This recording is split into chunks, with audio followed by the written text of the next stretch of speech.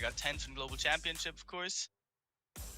I mean, it went amazing for me. I played with Thomas HD. We just qualified for the major one, and then we got second in the grand finals, and basically just qualified straight to the global championship.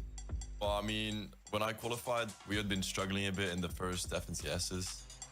You know, when we went into the last chance qualifier, we were like, we have to win now, like we have to do good. For this year, there's absolutely a lot of pressure. 2023 wasn't really my year, and I'm hoping to redeem myself. I think I learned a lot from last year, making decisions on where I should be dropping. Last year at the global championships, my decision making wasn't the best because sometimes I just did stuff that I shouldn't have done. Things I've learned from 2023 is definitely to put as much time in as possible. I think the pressure is always high every year in every FNCS, every major tournament. But personally, the pressure on me hasn't gone up. From other people, the pressure definitely has gone up, especially people that want to make it to the first global championship as well as grand. It would be the best thing like upon major 1 or 2, but it seems really, really hard. I want to play like really good on all the 3 majors. The thing is, anything can happen, even if you're one of the best in the game. I go into everything with 100% confidence. Qualifying early this year would be, that would be very, very chill, because then the pressure is off. ハットボーイさん、マサさん、タスクさん、クーハーさん、セイキンさん、リアジュウさん、こんにちは、こんばんは。よし、そう、まずはね、サオさん、改めておめでとうございます。いや、疲れた？まあ、疲れたっすね。あ、疲れたんや。なんか、結構、余裕な感覚もありそうな雰囲気があったけど、まあ、調子自体は良かった。まあ2日目でいける自信はあったっすね、1日目でいける見返して。まあ2日目だって全部終盤いった？全部終盤ってそうっすね。全部1桁順位。1桁入ってるよね。めちゃくちゃ綺麗だったからな。そうっすね、1日目でリプレイ見返して、なんかいけそうな自信はあったっすね。もうなんとなく、あ、これはもうこのパターンでいけるなっていう自信あったね。あったっす。いやー、キャプテンこんにちは。今日お疲れ様です。こちらこそ。キャプテンもエッジ強かった。ライトさん強かった。ライトさんね。ね、3回ビクレ取ってめちゃくちゃいい感じやし、これもうあれよね、応援冥利に尽きるよな。めちゃくちゃよかった。まあけど公式会社あったのがやっぱ嬉しいな。いや、ほんまにそう。マジで。ギリギリだったからね。ないと思ってた。いや、俺も最初ないと思ってたから、よかった、マジで。できて。やっぱ公式のな、こういう音とか UI が圧倒的にクオリティが高いから、やっぱね、ないと、これが公式の場なんだなっていう感覚がないからね。そう。ジョボさんもこんにちは。実況というか、まあ俺解説やけどな。実況川野さんやからな。緩急の差がうまかったっすね。けど、緩急の差？その、解説の人。あれ、バロの方っすよね、確か。あ、そうそうそう。あ、実況の川野さんね。そうそう。バロラントも、なんなら2日前のバロラントのね、VCT だっけ？アジアパシフィックの時の、ゼータの時、確か実況解説の実況やってた方やと思うけど、でもあの人、ちゃんとフォートナイトをプレイしてたみたいから。おい、なんだこれ。いらない。いらないって。もう頭絶対ベノやし。やめろって。絶対分かるやんけ。ベノキング。うわ、下わかんな。神か。あ、でも分かるわ。神ちょっと。あ、ビコって言ってるわ。合ってるらしい。ビコか。何これ食いすぎだ。何これマジで。ガチで何これ。おもろいけど。ザスミーだもんな。ベノはマジでいっちゃわかるな。おもろいけどな。台風インコースさん、優勝予想。優勝予想は、EU は俺は正直、まあ、状況的には、かっこいいな。俺はベノテイソンが最初は勝つと思ってたね。やっぱり俺もそう思う。結構ね、ハイ裏ゲーなんだよね、やっぱ今シーズンも。だからやっぱね、勝つね。いや、勝つよね。ちゃんと2位だし、今、現時点で。逆に俺、レソンとバディールがそんなにうまくいくんやってイメージだったけど、まあ、ちゃんともともと強いからな。しっかり1位取りに来てるなって感じあるね。直哉さんも100円。ナイスパー。ありがとうございます。けど、ちょっともう一つ。おう。いや、マリルカメルスタッチね。おう。やばいっすよ、多分このポイント形式だと。終盤の撃破数えぐいよね、特に。そうですね。これ、10キル2位とかするだけで倍くらい違うんですよ。まあそうだよね。10キル2位だったらもう180ポイントくらい。そうだよね。いや、10キル2位だと150。150ぐらいか。ぐらい。10キルで60ポイントの撃破ポイントと、2位だと85ポイントだから。ぐらいだからまあ大体140から150ぐらい。何これ本当に何これアイドロップとマネ目がめっちゃ綺麗に入ってる。本当にガチでなんだこれ。みんなよかった。音量だけちょっとまた今日環境が違くて、パソコンも全然ノートパソコンでやってるから、俺の音量とザゴさんの音量とゲーム音の音量をちょっとなんか比率であれやったら言ってくれたら助かるわ。タクッチャさん100円ナイスパーありがとうございます。アシャさんもこんにちは。お疲れ様です。ありがとうございます。まあせっかくねガチリアル出来たてほやほや王者がいるからいろいろ聞きながら完成しようかな。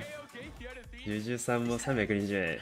ベイリルさんとレイニーさんのクラパ直乗りブーム。いや、直接は見てないけど、多分ベイリルさんたちは攻め方、点打ちから、まあ、結構対面系に変えてるんやなっていうイメージはあったね。サージの稼ぎ方を点打ちに変えたのでかいっすね。ゲームも小さい、オッケーオッケー。まあ今ちょっと音楽だけだから正直、あんまりそもそもでかくしてなかったんだけど、まあ始まったら 50% ぐらいにしようかな。まあ一応メタあったんですよ、僕一応。分かりにくいんですよね、正直。分かりにくいメタか。そう、まあ、ちょっと配信でね、ちょっと話したんですけど、ロックオンピストルあるじゃないですか。あれ結構、長押しで打てないんで、手ぶれしちゃうんですよ。っていうので、いいキーってあるじゃないですか、キーボードの。それを打つキーにして、右クリック長押しながらいいキー連打でトラッキングできるっていう連打してるだけで。右クリックをしながら右クリックで ADS してて、普通だと左クリックをして敵に合わせて打つんですけど、そうじゃなくていいキーでトラッキングしながら違うマウスでトラッキングしながらいいキー連打したらロックオンピストルの最速速度で敵撃てるんですよ。なるほどね。むずいっすな。なんか特殊すぎるな。打つキーをキーボードに入れてたんですよね。だからまあけどこれもちょっと分かりにくいです正直。まあでもME なで終わっちゃうんですけど、右クリ左クリを両方押しながらマウスを操作するよりかは打つをキーボードの逆手にしてやった方がエイムがしやすいってことね。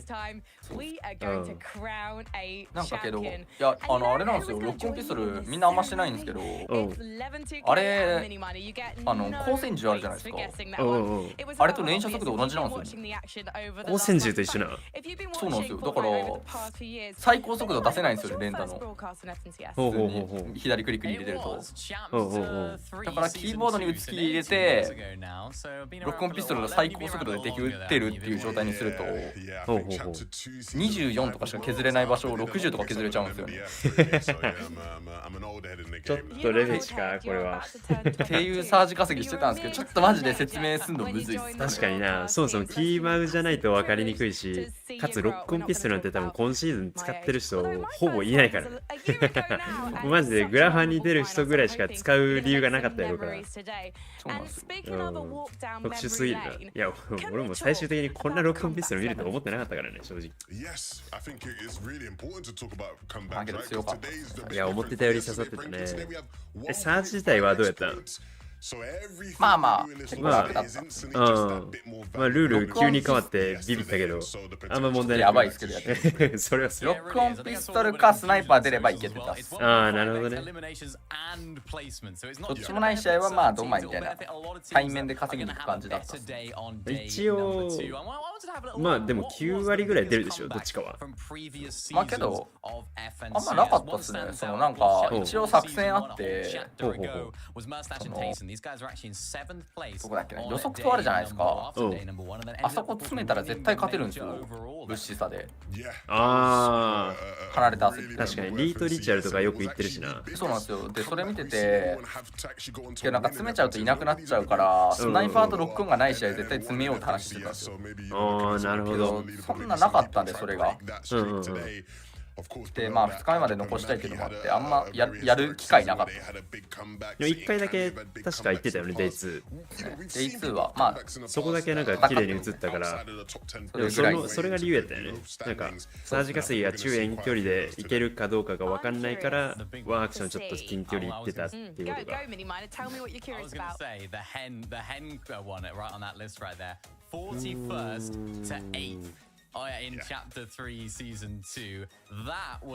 ブラジルの1位はね、なぜか、しかも、ヒートズと、あれ、フィジーだっけな。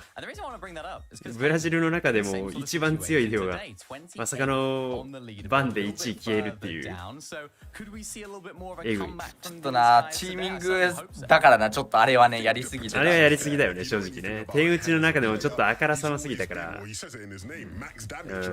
まあそうだなっていうぐらいのそのダメージ稼ぎをね、お互いもう1チームフェンシングにおって、でフェンシング降りないけどフィジンとケイトズはで、そこがなんかお互いに高台を立ててアサルトを打ち合うだけっていうなんかダメージトレードを一生してたから、まあそれはさすがになんか談合に近い。だからバン対象になって2チームとも落ちたね。だからフェンシングいなくなったね。フェンシングがバン対象フェンシングみたいなもんやな。けど今熱いのが、これシーユンっているじゃないですか、キングとキングが昔。この人今1位なんですよ。熱いねそれ。熱くないですか。シーユン久々に聞いたもん。そうそう、ね、ブラジルのキングに関してはこっちに来てるしな。もうヨーロッパに来てるから、今日ここから出てくる選手はアジアからの死者、水ジもいればシャモキーもいれば、ブラジルからの死者キングもいるんで熱いよ。めちゃくちゃおもろい。もはや世界大会になりつつある。ジュンさん1600円、ザゴさん GG ポリスさんお疲れ様です。ナイス、ありがとうございます。XX さんも800円、ナイス、ありがとうございます。こんばんは。推しのライブ行っててまだ見れたんですけど、ザゴさんとりあえずおめでとうございます。ポリスさん配信ありがとうございます。こちらこそお疲れ様です。ライブもね。ムーボットさんも新規メンバーありがとうございます。ナイスメンバー。まあけど予選形式今回な、ちょっと不満はあるからな、みんな。もうちょっとな、まあ、しかもスナイパー環境だからよりな、ちょっとそう5試合だけで25以内決めてみたいなんだから、3日目が大味すぎるのと、まあむずいけどな。アッパーとローは上がる下がるはあってもいいと思うんだよね。ただそこがな、もうちょっとなんか綺麗に枠を決めてほしいところではあるな。まあ、見る側はちょっとおもろいんですけどね。おー、ちょっと神転生やったな今。見る側マジおもろいよ。でもこのルールマジで視聴者はめちゃくちゃおもろい時あるから。神勝つんだ、1v2 じゃん。えぐ。神な。ちょっと神初動かぶってるからな。かぶってるんだ。神設置、あのカスチ。それは嫌やな。だからかポイント低いの。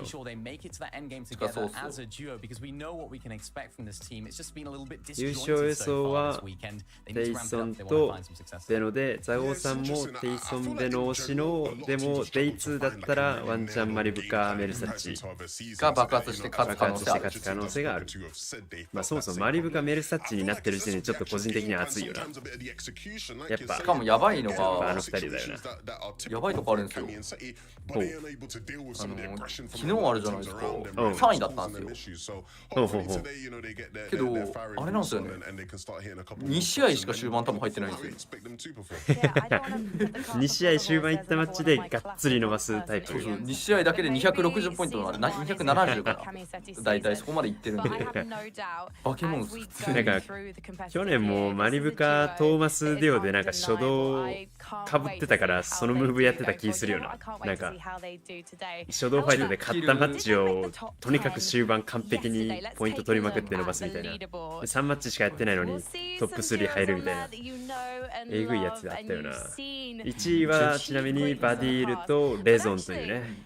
まあ僅差なんでまだまだ一瞬で変わるけど。バディール・レゾンが1位、2位がベノとテイソン、3位がメルサチとマリブカ、4位はクイージー・トーマス、5位がパブロ・ウィングとベイビーズ。まあ全員もう世界大会行ってるメンバーやね。まあ間違いないだろうなと。ピング・ニクソンもそうだしね、もうやっぱ上位取る人はやっぱ取るんだよな。ちゃんとね、今シーズンも EU もちゃんと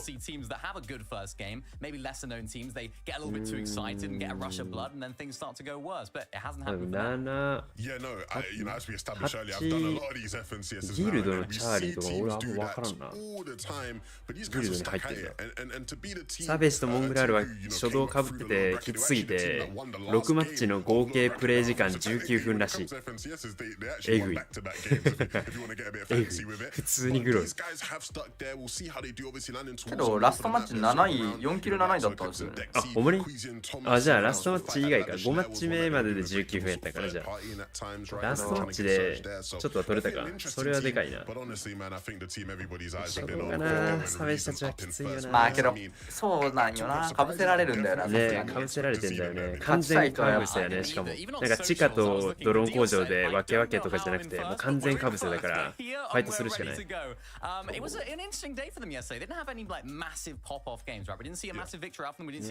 ィールもやっぱ強いな。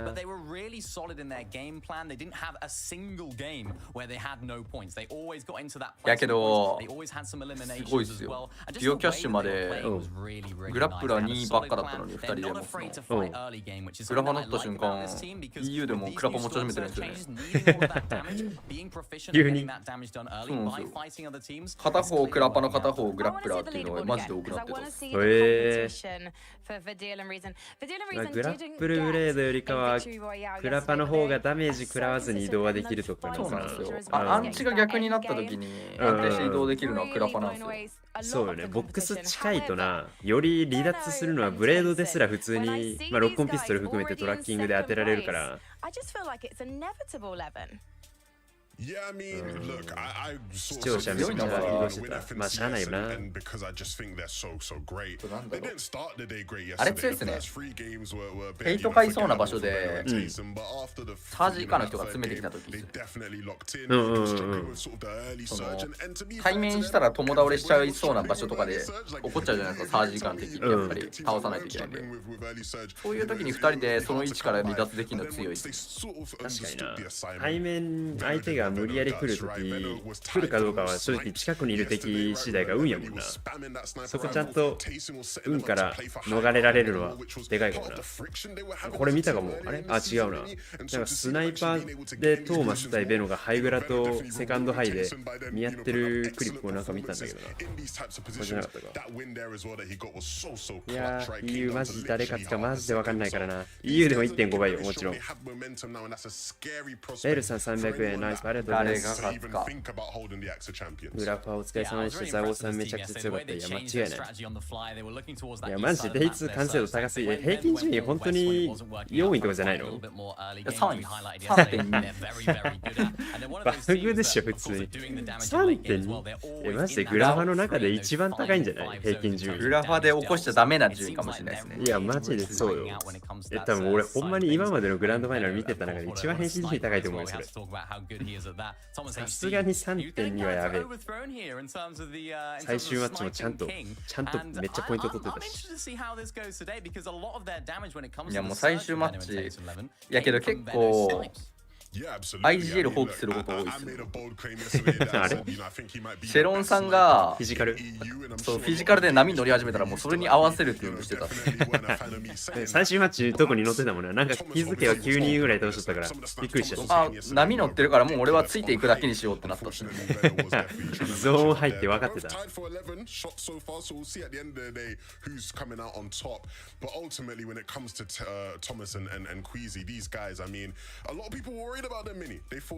ーマスたちもな、かぶってるからな。いやもうマジでトーマスのスナイパー絶対今日おもろい。もう絶対今日おもろいわ。クイージーもエグいけど。普通にほんまに21歳かクイージー。バケモンでしかないけど。対面弱いって言われてるけど AV から弱くないんだよな。そうなんよね。そうグラファ系がむしろ強いんよね。グラファ系ってね、もう対面うまいじゃなくてね、エイム E が大事だからね、一番。エイム良ければ正直ね、勝てるからね、対面、グラファは。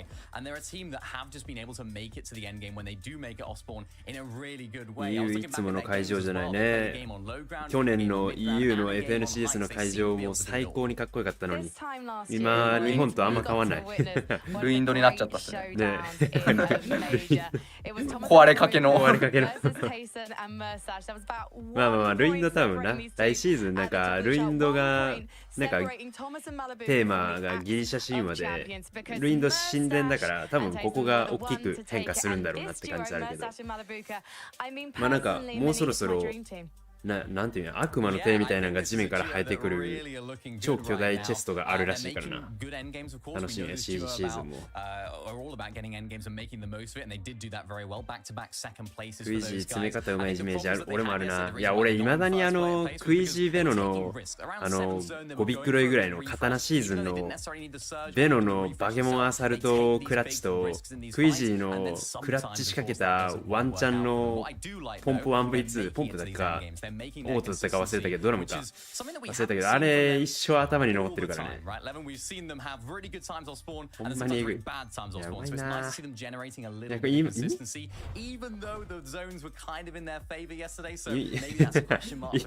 今のもちょっとバグってるけどな、トラッキング。ねえ。レイルさん1600円ナイス、ありがとうございます。ザオさんレジェンズカップとか見ててソロクラッチ練習してるのかなと思ったんですけど、グラファでも一人で飲ませてめっちゃすごかった。いや間違いない。ザオさん、シノさん両方とも最悪ソロでも生き延びれるようになってるから。だから一桁取れるんだよね。うん。リオはそれができるからな。いやもう時間がさ EU の3時だから起きれるか心配だったけどそりゃそうよ。グラファ戦ってきたんだからさすがに疲れてるけど寝てはないの？寝てないです。多分 EU 終わってからチャンピオンアクス来る気がするんですよね。ああなんかあれにチャンピオンアクスの欄がなかったから報酬になんか来ないかどうかでシェロンさんめっちゃ悩んでたね。ないのかな。さすがにあると思うけどな。もう別に新しいチャンピオンアクス作るんじゃなくてもともとチャンピオンアクスあるからそんな問題ないと思うんだけどね。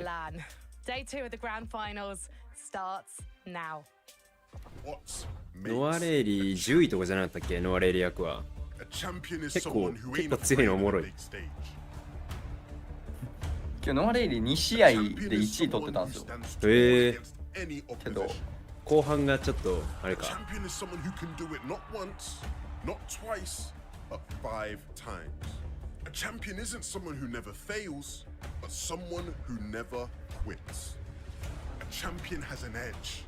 いやけど1000行きたかったっすね。1000ポイント最大1レベルやと思うけどな。900 1000いったらもう準決勝のビクロよ。ちょっ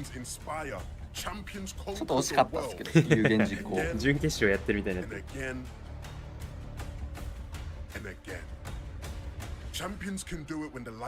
この PV のアジア版くれ。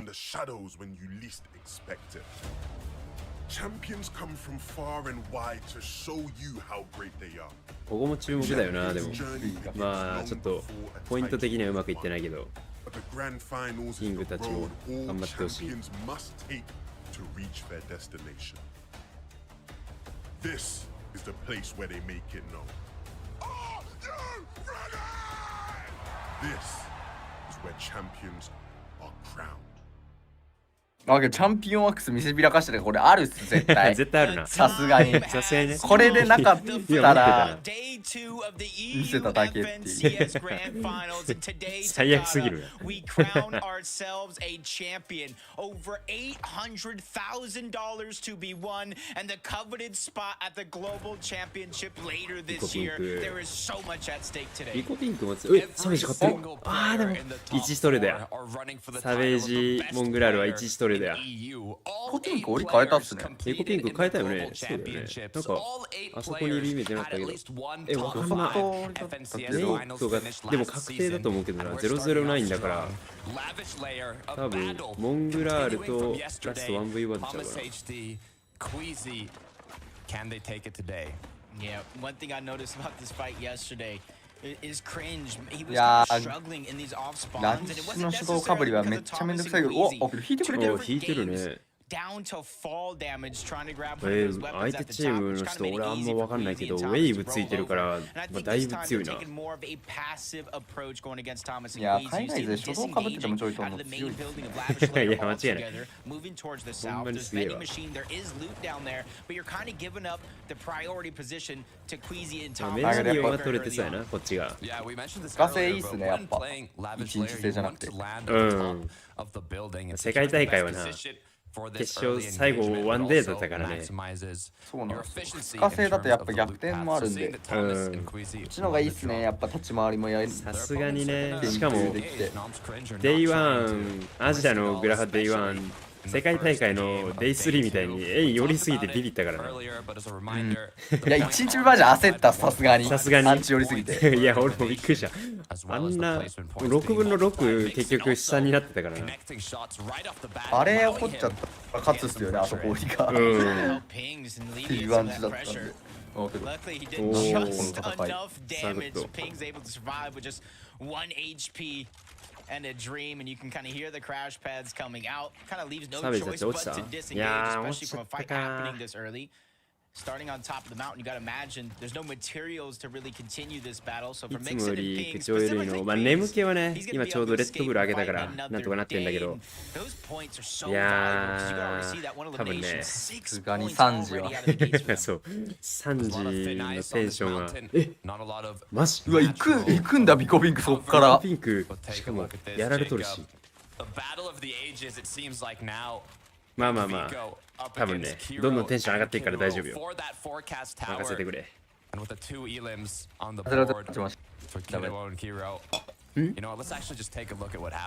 出すね、ミスター。サーベージ。あ、サーベージたち。いやー、辛そう。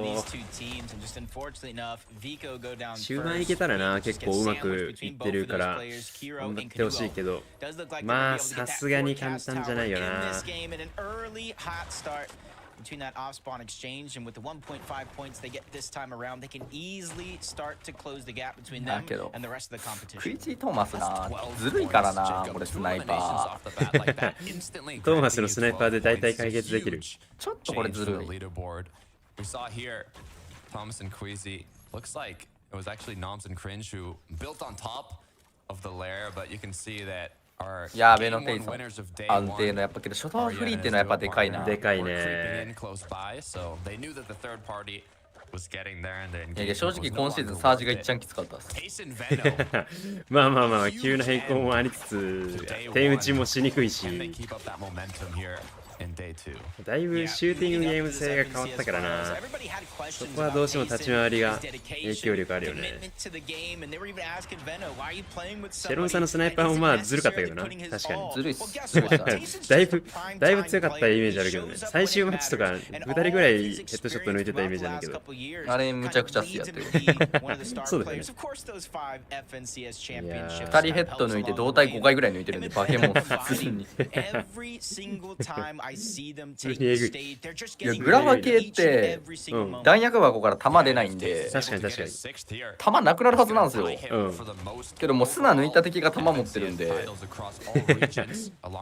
中32やつを書いてたからな。そうなんですよ。なんかめっちゃ一生撃ってて弾大丈夫なって聞いたら30発まだあるとか言うから、バケモン弾数がもう無限に当てる。けど予測と行くのやめたなんて。うん、確かに。けどこれいけるんですよね。ちなみにこれ150ポイントとかからでも今のポイント制なら。まあ Day2 やったらおいやこれまずいぞ。でもトーマスマモクス相手の建築クイジーカバー逃げて、ただクイジーが今度は囚われて、でもクイジーは相手ちょっと焦ってる。ブレード振ってる。強気だな。1V2 なのにカバーできない状態で。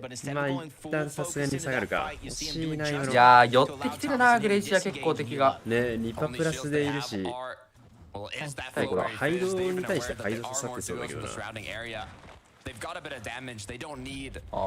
ジ稼いだから一旦ここで離れて顕在化ね。まあ勝って立て直しか。ピクシー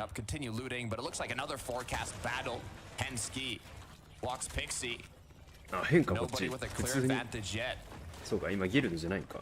タクッチさん200円ナイスありがとうございます。青さん所蔵物資集めるときどんな報告とかしてるんですか。固定の物資があってそれをまああるかないかって感じぐらいかな。まあ例えばシェロンさんがグラップルブレードを持ててるかどうかとか、まあそんな感じか。スナイパーあるかとかぐらいかな。まああったらもうそのまんまスルーして、まあアサルト地広いとね、なんかもう一回拾いに行くのめんどくさいもんね。あとどれぐらいに移動したいかっていう目安があって、そこでまあ物資どれぐらい集まってるかで移動しに来たりとか。なるほど。まあ円が遠いか近いかで漁る量を変えないといけないもんね。あとスナイパー出てるか出てないかとかで詰めないといけないんで。なるほどね。物資聞いて物資ありそうだったら予測と詰めたりとか。武器の出方によって近距離か遠距離か決めてたりとか。うわレゾンバテル安定だな絶対これ。ハンドガンしかも2キル。本当やな。スヌーティー勝ったんやね。ハンドガンもな強い時あるからな普通に。正直グラフ安定するか安定しないかはツナ上手い人の方に近寄らないようにするのは本当に大事ですね。なるほどね。いやまあそれは間違いないな。マジでそうなんですよ。お来たハイドチーム。もうドラム3丁。このチーム普通に好きだからな。もはや応援するわ。また今回もやってるらしいからねハイドムーブ。もう関係ないですよこいつらハイドムーブ今もう。てかあれなんですよこいつらハイドしなくても強いんですよね。普通に対面強いよね。浮島ファイトとかも普通に勝ってたもんな。普通に対面強いパーティーが配慮してるんで本当に立ち悪いですこれも本当に。ちゃんとオート持つからな。意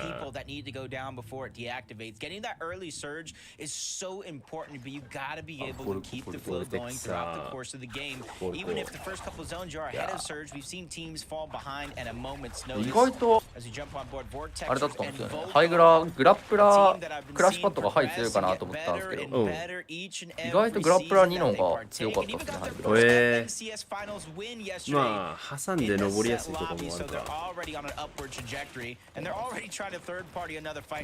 そうなんですよ。あと海外勢結構4倍つけるんですよね AR に。AR に4倍ついてたね今。めっちゃ珍しいなと思ったけど、やっぱアサルトのシューティングをメインにしてる人もおるんやな。いや一回も見なかったけどねアジア。メルスタッチも砂うまいんだよな。メルスタッチが砂にミシックエアル持つよね。どっちかじゃないんやな。両方持つよね。まあけど結構やっぱけど安定するパーティー対面でサージ稼ぐパーティー多いですね。まあテイソンベルはかなり対面。まあ今3円だから貯蔵庫が欲しいっていうのもあるやろうけど、まあちょっと強めに詰めてる側。うまい。おー、危ねえ。当たりそうやったけど。いやー、そっちなんだよね。これよくやるんですよね。この鉄で対面し合うっていう。ポット開けてるんで鉄余ってるんですよ、200ぐらい。っていうので鉄で対面するってサージ稼ぎ多いですね。なるほどな。これだとマイナスないんで。まあ400も出るからな、鉄。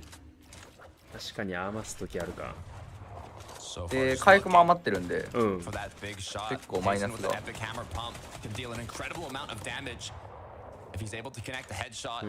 ょっとずつマス目取れてるけど、貯蔵庫触れるかどうか。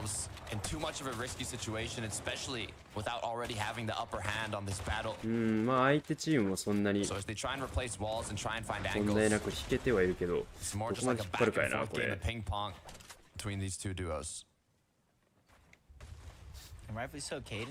世界大会はヨーロッパは今日は2枠やね、今シーズンは。2組だけ。ヨーロッパ以外全部1枠。そうそうそう、アメリカですら1枠だから、アメリカがだいぶ厳しいね。アメリカはちょっと辛いな、一番。EU 行った方がいいね、アメリカの人は。とりあえずメロクーパーとブーが行ってもらって。な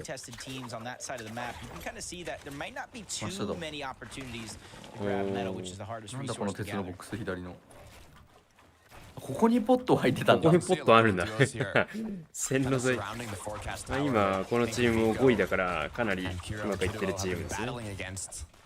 Almost all season long, but with the fight having ended so early on, このステージはちゃんと物資回復しすぎじゃない？思ってたより初動資材戦った後5枚とかやったけど普通に戻ってるんだもん。いやけどポット取ればな、正直。鉄は絶対治るし回復もほぼ揃うし問題ないな。大会少ないっすね、正直。あと全然試す機会がないんで。ゲオキャッシュカップも今シーズン3ヶ月もあったけど合計で言ったら5回しかなかったもんな、確か。まあでも来シーズン FNCS始まるまで2ヶ月ないからな、もう。そのままその勢いでまた来れるな。い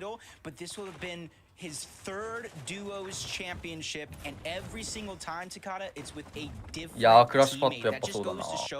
嬉しいっすねけど。ちょこちょこ出てき始めたのが。ちょこちょこやっぱり最先端取り入れるんで、僕やっぱり。いや実際このクラッシュパッドとロックオンピストルとだいぶ影響力あった気するけどな。シェンロン使ってんだベノ。そこに驚きを持つわ。い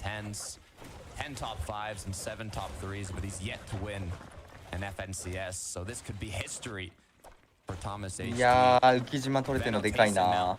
浮島はどうなんかめっちゃ価値下がってる気はしたけど。いや、強いっす、今でも。強いんだ。そのサーチが強いですね。やっぱりちゃんと高めの位置っていうだけで強いんだ。大体浮島出た時にあれなんですよ、サージ出るんですよ、基本今シーズンって。確かにタイミング的にはそうか。そうなんですよ。だから浮島さえ取っとけば、浮島でタイミングのサージさえ稼げておけば。まあ、あとはそこからずっと出始めるストームサージは割と稼ぎやすいと思う。けどサージがお前以下だけど、お前がこ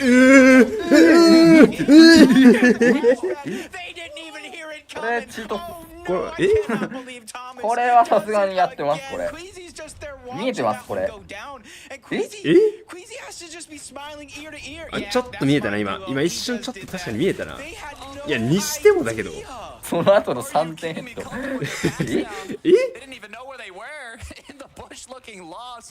でもこれトーマス優勝かもしれん。今の一瞬で400っすよ、サージ稼ぎ。あるやん。犯罪やん。犯罪でしょ、今の。でしょ、あんな。無理やん。絶対にブッシュ入ってる方が有利やろ。絶対そうなんですよ、1。で、相手の方が入ってくるの分かってるし、一応あれ 1V、クイージ全く打ってないからね、あれ。普通に 1V2 だからね。しかもエンフォーサーって基本近距離打ち合い勝てないんですけど、全部ヘッダーだったらそら勝てるんですよ。そうなんよね。エンフォーサーサルトであの距離とかしてるの。53回当てたらそらエンフォーサーは打ち合い最強になっちゃうよね。そうだよね。理論値3発で150ショットガンのヘッドショットと一緒やからな。理論値だな。いやけど、アジアもメタ取り入れてるからな、最新のやっぱり。アジアやっぱね、タクティカルなムーブができるからね。クラッパベリーとかも今、EU のフィジカルはちょっと置いとこう。あれはちなみにやっちゃいけないと思うけどな。普通にトーマス HD じゃないとやっちゃいけないと思うけどね。単独でブッシュ入りに行くの。クイジー遅れてたんでワンチャン負けてるっす。そう、ワンチャン負けてるよね、あれ。普通に相手打ち合わずに建築やっちゃったら、普通は負けるんだけど。勝てちゃうんですね。てかもうドラムと同じなんだよな、あれもうほぼ溶かし方が。いや、オープショットガンでやってるんじゃなくて、エムフォーサーでやってるの本当に緩いよ。いや、そうなんですよね。EU マジで人数の減り方おかしいんですよね。サージ以下ってそのアジアって結構サージ以下ってなった後にタイル判断するんですよ、たまに。EU もうあんな感じでもボックス入っちゃうんですよ、全員サージ出た瞬間以下だったら。まあ確かにな、そっちの方が次に繋がる可能性はすごい高いもんな。なんかズルズル引きずるより。それすると負けるか勝つかなんで、どっちか死ぬんですよ。それで人数が一気に減るってことね。今のとかクリックで打ってるじゃないですか、ゆっくり。あれをキーボード連打で打つと100カットとか余裕でできちゃうんですよ、あの距離。えぐいな。今の瞬間で100カットできたらそりゃ強いな。普通のアサルトより強いな。結構シェロンさんがサージ稼げてなくても、スナがいけてなくてもいけてた試合はあったんですよ。まあけど9割ぐらいはシェロンさんのヘッドだったな。ちょっと強いか。ちょっとやりすぎたっすね。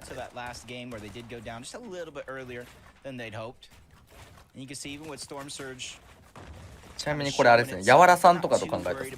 ゆっくり実況者のまさかのやわらさん。空上のやわらさんとかとちょっと考えたっすね。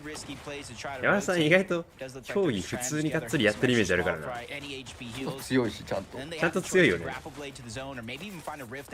か辛いな、これ次の裂け目入ってけどこれサージ稼がないといけないんですよ、このタイミングでサージ出るんで。もう160やったら次は以下になるみたいなもんやもんな。ここで稼げないんですよね、裂け目移動って。もうみんな円に入ってこもっちゃうからか。お、キングとフェザー生きてるわ。ブラジル王者が EU にチャレンジ、どこまで通用するか。いやー、この以下名物にアイドロップもいる。お、シャモキーさん生きてる。ウィーとシャモキーさんが正面にいる。これ後ろの建築弱ってる。クロス組むの弱すぎでしょ、それは。あ、でもさすがに最悪だこれ。うわ、最悪だこれ、一人落とされて。アイドロップがもう全部持ってった。ピクシーまで来た。終わりや、そこ。やばいな、これ。これベノテイソンまずいっす。これベノテイソンまずいっす。これ止めないといけない。サージも大丈夫やし。2人グラップラーか。まあ外れてるけど、この移動とかでね強いんですよね、2人グラップラーじゃなくてクラパー。ここでクラパー1回で入っちゃうんで、この距離。しかもグラップルブレードだとやっぱ当てられるよな、もはや。かぶって死ぬこともやっぱあるんで、安定感で狙うのはそっちなんですよ。So that way they can figure out which way they do want to go to try to get that slow side of the zone. Most of the lobby is stacked up in the middle if they were just trying to beeline it to zone. あとロックオンピストルあれなんですよね。連打速度最高速度出せれば一番壁壊すの早いんですよね。本当に言ってる？これガチ。そんなことあるの？これみんな知らないからなんか終盤使いにくいって言ってたんですけど。いや俺もう全然終盤刺さないと思ってた。まあ9円とか10円は結構削れるなってイメージだったけど、グラップルブレード使う時間帯はマジ連打速度なんですよね本当にこれ。へえ。これ多分ホイールとかに入れたらみんなわかるんかな。みんなが思ってる5倍以上早く連打速度出せるんですよ。確かに最近ピストルがほぼフルオードになってるからあんまりタップする打ち方しないもんな。それでみんなあんま意識してないのはあるかもな。ち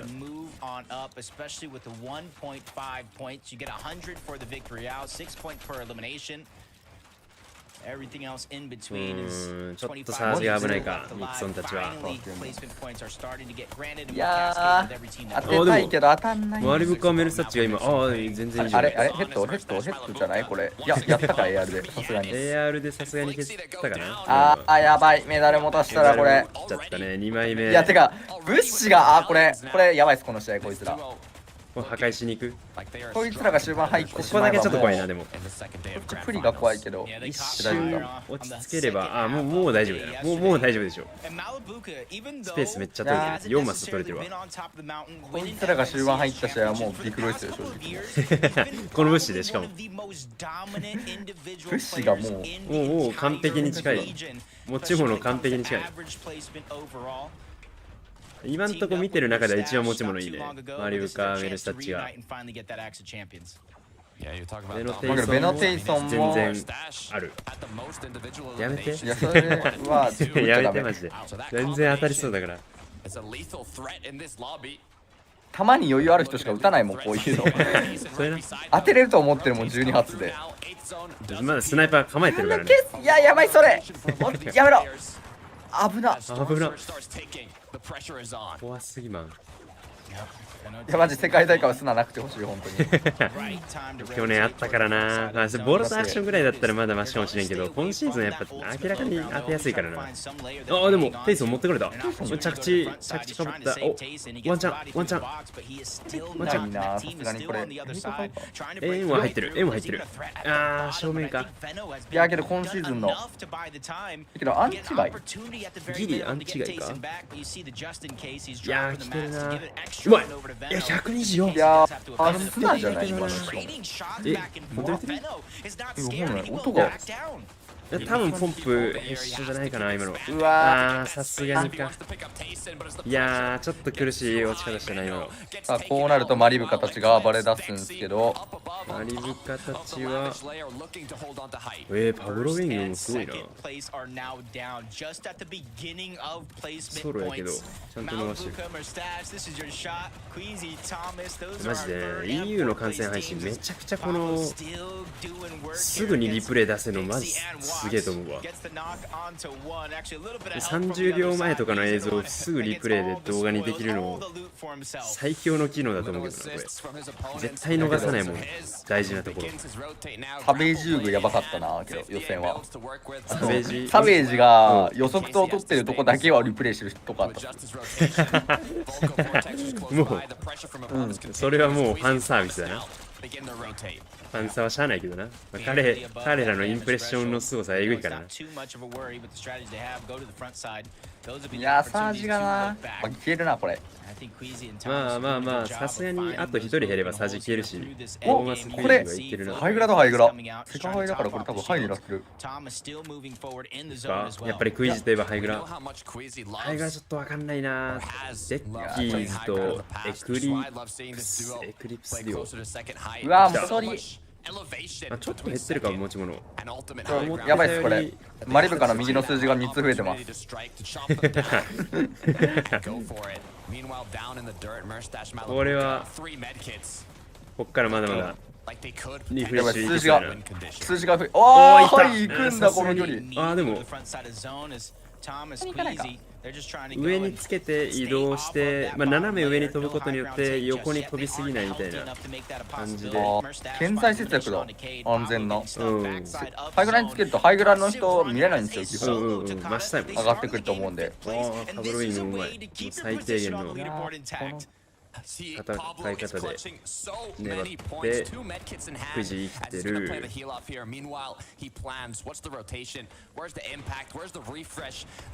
ハイグラはずっと維持してる。いるよ敵。逃げろ逃げろ。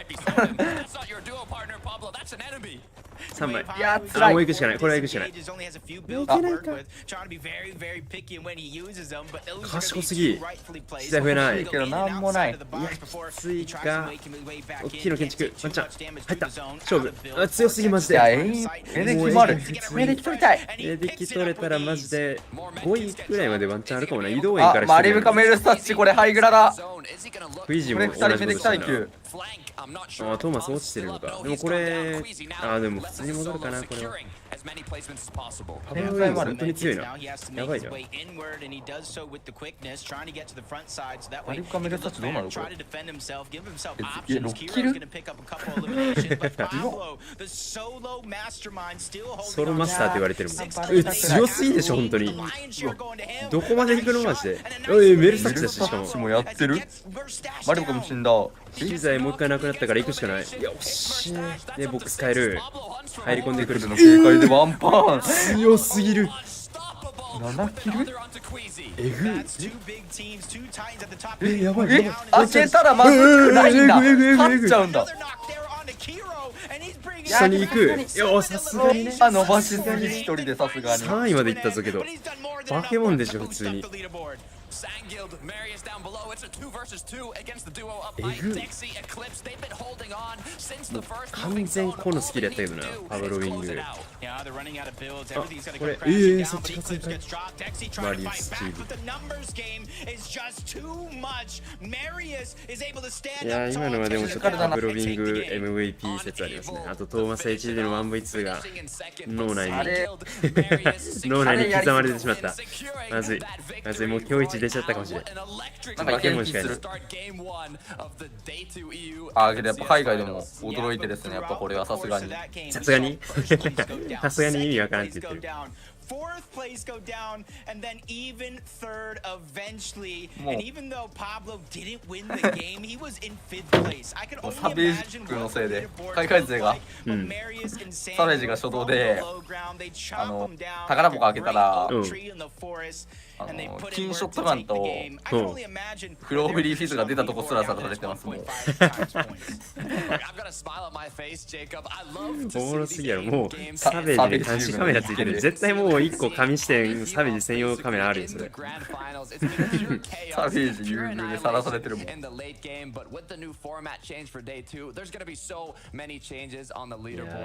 マッチなんかないい試合作ってほしいけどな。サベージとモングラール。being one of the three, 初 but 動か I'll な。try my best to uphold the reputation of the analyst desk with these two boys, Levin and Mini Minor. I love that high ground, low ground battle, and you know what? Low いや ground フィジ took カ it, ルだな。 Levin, and that's one of the first フ times ィ this ジカル weekend I feel we've seen that. ちょっとやばすぎたな。フィジカルで行こうっていう立ち回りの取り方がエグい。いやなんかもうできないんですよね僕これ。フィジカルでいやなかなかできないとは思うな俺も。ちょっと次の編集室やります。ちょっとやってみる。まあチャレンジできるからな簡単に。ちょっとそうですね。もう確定しちゃったんでちょっとチャレンジします。世界大会のために。世界大会用にフィジカルが必要になった時にサージ100以下とかになったらこれするしかない。あれやろうと思えば多分できるんですよね。あれ必要なのフィジカルタイムなんですよ。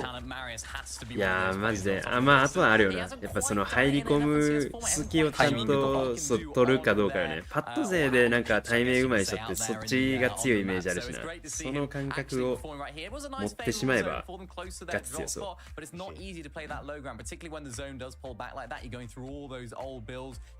もう敵見えたら全部やるみたいな感じの考えで終盤やれば確かにいけるですね。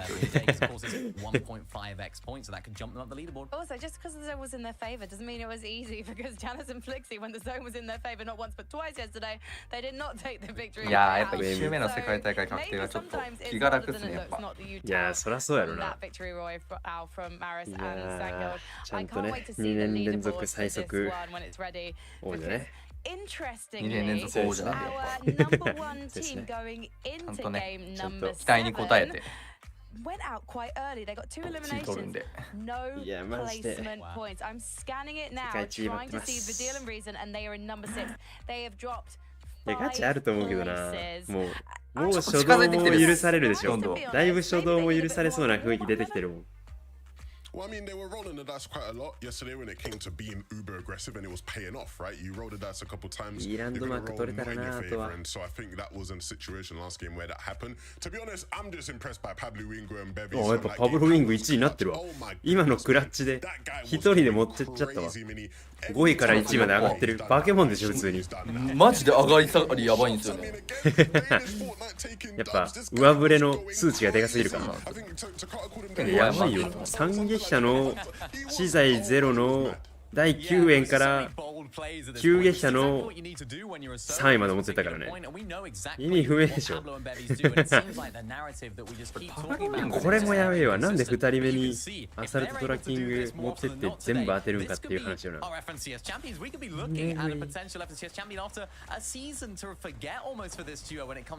れもな、ちゃんと編集ホールドしてエイム一瞬で合わせれるようにしてからちゃんと編集開けていく。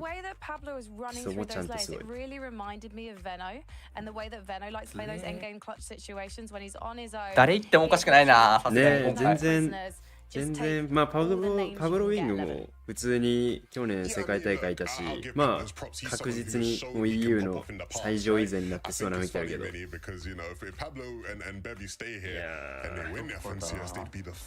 いやけどマジでやばいっすよ、この今回の方式。ちょっと 1.5 倍セールはやばい。そうなんですよ。1日目で1桁順位入ってた人が、もう20位落ちたりするんですよ、オセアニアとか確か。実際おるね。そうなんですよ。だからやばいっす。出た。これはおかしいです。だってもう来たら何でもええねん、ほんまに。武器的に相手の方が有利でも相手ストライカーアサルトなんだもん。ね、ストライカーアサルトなのに40とかしか食らわずにやりきっちゃったらもうそんなズルだよ。だけどこれやばいな。けどトンチ90とかないもんな。うわー、相手もやばいな、今の。めちゃくちゃ強いな。クイジーだったんだ。これ相手だ。クイジーだったんだ。投げ倒しすぎて誰が誰倒したか分かんない。ど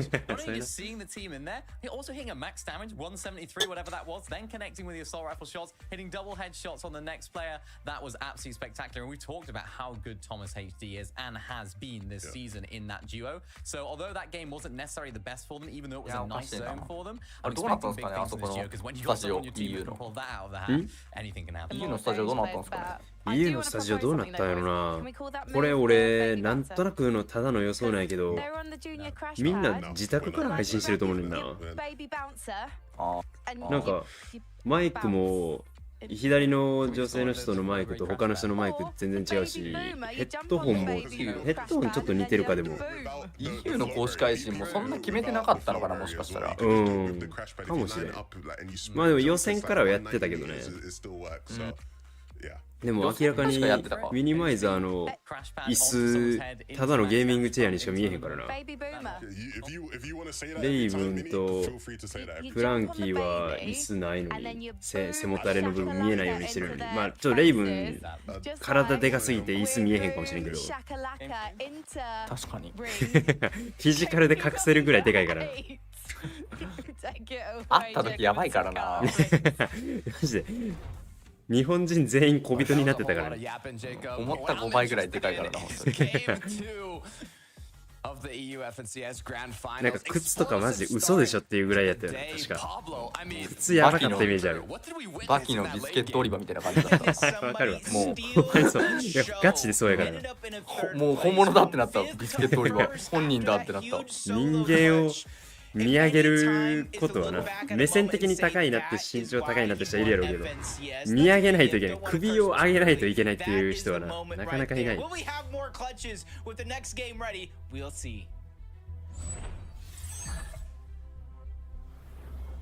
2試合目。 2試合目。サメージたちの初動みたいな。さすがに映したら優遇してるって言われるからな。ちょっと荒れてたからな。さすがに見せすぎて。なんかサベージが入れなくてやり直しになったじゃないですか。あれでなんかあれあったね。で Day1 で10に入れないけどやり直せないからとかそういう話でしょ。でなんかあれらしいですよ。10人切られたやつも、サベージが切られていたらやり直しだっただろうとか言われてた。まあな。やばい、ゼロビルドしてるトーマス。これ結構まずい。普通に。ああ、割れちゃった。トーマス・クイジーがまさかのここで。お、サーベージ勝った。お、今、2人倒してたわ、多分。サベージ・モングラール、ちょうど勝ちました、これ。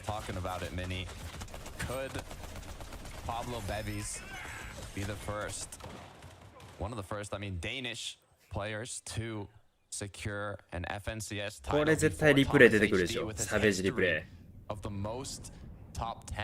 うちょい左だな。それな、もうちょい横なんだけどな。左の折なんだけど。どうだ？オルカディアのスクロールとスカイか。あんまり見たことないな。来た、絶対そうでしょ。来た来た。アサルトで初手削ってベリー使って大勝負に行って、強っ。おい、強い。めちゃくちゃ強い。めちゃくちゃ強いな。008ってモングラールだっけ？モングラールだよね。モングラールあのプレスするのすごいな。やっぱメンタルだな。フィジカル鍛えてるだけあるな。けどまあブランクあるからな、やっぱ1回で。出たー。絶対にドッキリ箱してた。これこのまんま宝箱とタンク開けずに絶対中で待ってたわ。テイニームーブ来ました。これハイドチームマジでバトルは運営はやりたくない。お前一回来とったからな、世界大会ザワさんのとこに。あ、テニーだってなる。嫌すぎるほんま。あ、8サベージなんだ。モングラールが9か。モングラール9だよ。いや、テニーたちがハイドしてきてるとこ分かってハイド警戒しても無理なんですよ。倒せないんですよね。普通に対面ってか生存力高いんで。そうよね。いやなんか物資弱くてもちゃんと最大限勝負しに来るからえぐい。マジでダメ。いやー大丈夫。これ雪山上にいない？手にクラッパーの後ろに手にいない？これ瞬間移動説まである。おお、けどなんか来た。すげえ勢いで。クラッシュパッド。これの 1V2 詰め強いんだよな。でも勝ってるわ。返しちゃうんだ。うわ、100万これいっちゃう。もういっちゃうでしょ。クラッパー持ってるか。やめる。いや、行かない。いやー、偉いな。今ダウンに対してヘッショでやらない。ミクソンたちうまいよな。普通に強い。326ポイントやったら全然ワンチャン1位までいけるな。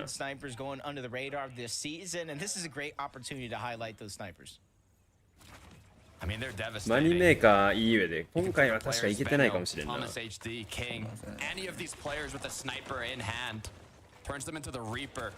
ネーメーカーはなんかあれだっけ、寝る時間なんだったっけ、やり直しの時に。あ、そんな感じだったの？オーラがすぎでしょ。サベージが入れなくて、やり直しだった時にマネーメーカーは14歳か13歳で寝ないといけないですみたいな感じでクイチが言ってた。だから偉いけど出てないかもしれないです。偉いかもしれないそれは。いや確か10時半11時半とかになったのかな。1時間半ぐらいずれたからな、それで。だからダメらしい。さすがのピンクビコ。まあ対面はね強いよな。負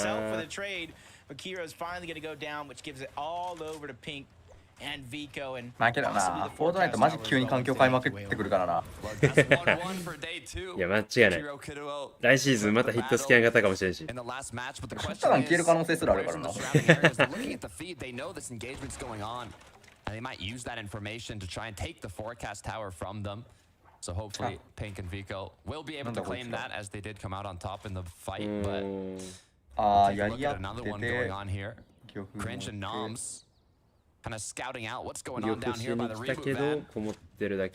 It's Arya and Low-Key. まあ動けないからな。変に動いても追われて死んじゃうし。 Just kind of, you know, chilling in their own boxes. Nothing happening yet. Both crouched. Maybe they're trying to like. どうするんだこれ。 Take them out, pretend they've already left, but もう何もできないけど。it's gonna be. だいぶ強気。もうこれ撃破取るためのタイム。痛すぎー。まずい。攻めてくるけど。最悪の列車が。だけど列車のおかげで。相手引いてくれてる。列車来るまで撃つのやめてたら死んでた。確かに。Everybody just trying to rotate on out, maybe even follow the train towards the zone. We haven't necessarily seen it on stream, but throughout the day yesterday, there have been teams using that train to rotate in to the center of the zone as possible. まあなんかコンチャプターはシューティングテーマな気するよな。ていうか多分今後のバトルは割ともっとシューティングのもうシューティングゲームとしてのバトルはで作っていく気がするんだな。でイベントはイベントでもう別モードがいっぱいできちゃったからそっちでやりそうな気すんねんな。おお、まずいのが近づいてきてます。名だたる猛者たちがいるね。ちょっとネフバリュー強いよここ。かもジェニスたち。あ、まあさすがにメダルさすがに入ったしね。コインじゃないわ。カードがね。このサイズが結構いいんですよね。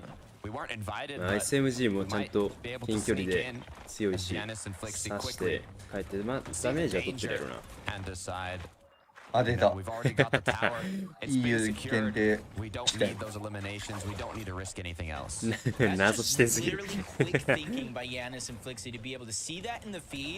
and then rotate straight on over to take control before Pink and Vico can actually get back on over there from their contested fight. And this is something that we've seen out of Yanis ability to adapt on the fly. Even getting his first VR in the finals lobby, they're just upward trajectory from there. They just need to have that solid performance here today to really cap it all off. For Yanis, that'll be another FNCS champion. For Flixie, it's finally being able to put some respect on his name. 多分ベノに報告してベノに打たせてテイソン索敵してるだけやなこれ。あ、俺よくやる。シノさんをゲリラ作戦に。僕が AR とかロックオンピース、まあサージが結構もうちょいで以上なるぐらいの時だったらロックオン打つんですけど、余裕ある時はもう敵につけたら言って打たしに行ってますね。スナイパーでワンダウン取った方があまりにも上振れだから。サージ余裕の時は結構それやってたりしてたな。でもまあちょっと相手がサクサク移動しちゃったから言ってなかったね。お、やばい、パブルウィングが。ここからでも全然2位かな。じゃあこれはさすがに味方しになるこのタイミングで2ぐらいか。ぐらいまでしかいけないですね。これしかいけんか。そっか。ビクロイはちょっときついか。ちょっとビクロイきつそうですね。ここから一人は。こっから一人ビクロイきついか。今3位ぐらいかな。これは。この後ろやと3位まだ。健在がそんなないんで。確かにな。戦士剤ぐらいになったらワンチャンもう2位まで伸びてくる。そうっすね。まあ1位ギリワンチャンもう天才だけどな。お、出たチャピックス。帰ってきたチャピックス。意外と昔の人たちが強いからな今シーズン。チャピックス対手に、おお強すぎる火力ワンボックス。いやー囲えてないけど、いや火力高すぎ。いや強いんよこいつら。配慮しないの対面本当に強い。うわもうあとロー HP だもんな。いや置いてるんだよな。エイム先に打ってるんよな。多分アジアでいうペポビッケシぐらいの対面力の人がハイドしてるぐらいです。タッチが悪すぎる。タッチが悪すぎる。マジでやってる側タッチ悪いですこれ本当に。ここも熱いな。ペイソンベのピンクビコ。やっちゃう。さすがに一旦まあこれあれか、戦闘貯蔵庫か。ならまあスナイパーチャンスも少ないから。鉄余ってるんでね、結構貯蔵庫戦った後は。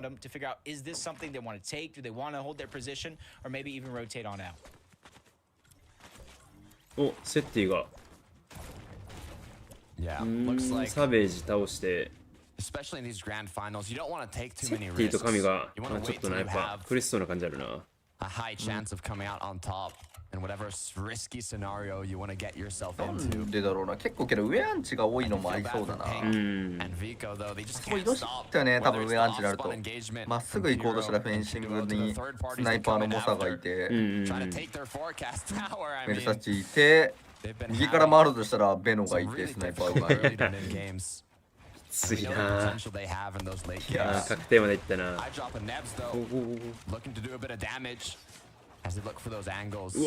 わ 1v2 の瞬間捉えに来るけど、さすがにアイドロップもちゃんと抑えて、あ、でも勝負来るかこれ。下がる下がる、ネブズ待ち、ネブズが来る、ツベツ、ネブズが返すで下がる。いやー、ダメージストレートがお互いうまいな。多いからなこれ。昔だとね AR2 人でちょんちょん打ってみたいな感じだけど、今結構こういうちょっとリスキーな対面しないとサージ稼げないから、これはちょっといい。サージ稼ぐだけに生まれてきたような武器構成。ブリングバック、あれブリングバックサイフォンってアクアの ID とめっちゃ似てるけど、アクアじゃないのこれ。アクアじゃないな、ノアレイリーじゃないもんな、相方。あれノアレイリーかこれ相方。あ、これアクアとノアレイリーなんだ。全然どっちもわかんないけど。今のアクアだったんだ。名前本当に。サイフォン返せって言ってる。誰かわかんなくなってでもサイフォン欲しい。もうメッセージ性にかけてるね。チャーリー。ここは点打ち用に味方に渡して。いやけど上アンチ多いのちょっと神設定かわいそうなとこあるっすね。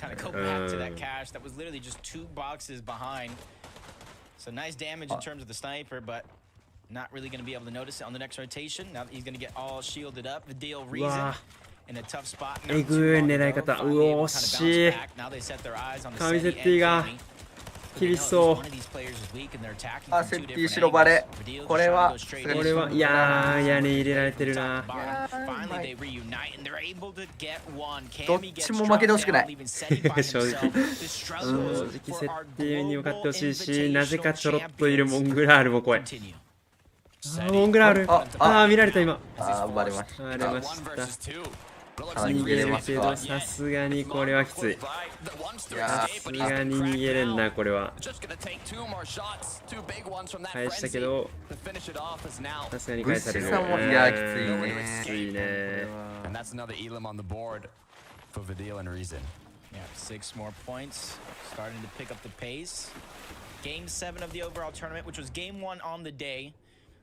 キングたちが今回浮島取ってるね。そう、浮島ね、結構対面でサージ稼ぐこともできるからすぐ。それも強いとこはあるっすね。マリウスたちはさっきのマッチリクル取ってるチーム。あ、設定落ちたな今。いやー、やっぱ下目のチームが結構今回はモリモリ減らされてる感じあるね。もう3人倒してんだな、もう。来たクラッチマスター。パワーブローイニング。まだ1人。なんで生きてるんですか、これ。それはそう。いや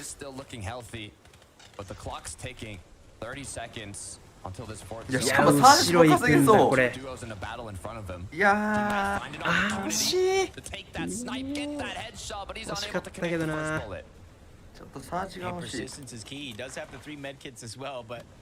This is vital information because there's only X amount of teams still left in this lobby. 36 overall, him being one of them. いやこれめっちゃむ With ずい the けどな。 rotations coming out, if he was able to get the reboot card, he could outlast the zone, get Bevies back in. Because I predicted Bevies to be back. I thought he'd be back by now, but Pablo just leaving us in suspense a little bit longer, trying to go for a couple more snipes. But まあこれでリブート版触れるねってなった感じか。 And finally, Pablo sets his eyes on that reboot. まあ耐えてはいるけどまだきつい。まあパブロビングあれですね、多分じゃあ味方サージ出て以下だったら味方にボックス突っ込ましてサージ稼いだりさせるんでね。ダメージファネルえぐい。壊しに行くんか。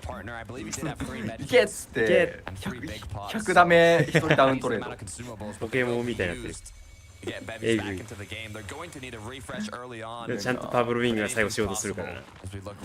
おお、水地さん頑張れ。ちょっと苦しそうだからな、デイワン。デイ2で頑張って帰ってきてほしいけど、ゲージはいなかったからな。やっぱ檻きついんだ。あそこちょっと弱いっすね、正直。シャーモキーさんもなんかポジション弱いって聞いたからな。ちょっと苦しい展開であるよな。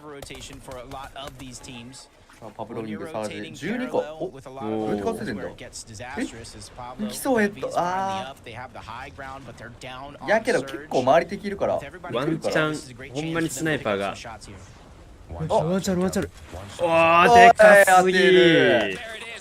でかすぎる。いやー、けどまだ味方につける。ギリまだいいかなるな、このサージ。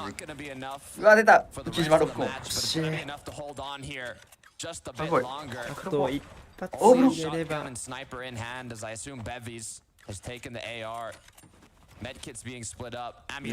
まあでもちょっとほとんどのチームが円の中に入り始めてるからパブロウィングノアレリーがアークはおお倒していく冷静すぎ。いやけどメディキがいや確定が負けないかこれは。間に合った間に合った間に合った間に合った。1秒の差1秒の差すぎる。だけど相手も下から多分ない。これでアークは引くんだったらテイソンもまだあるな。いやこれ死ぬぞ。これあ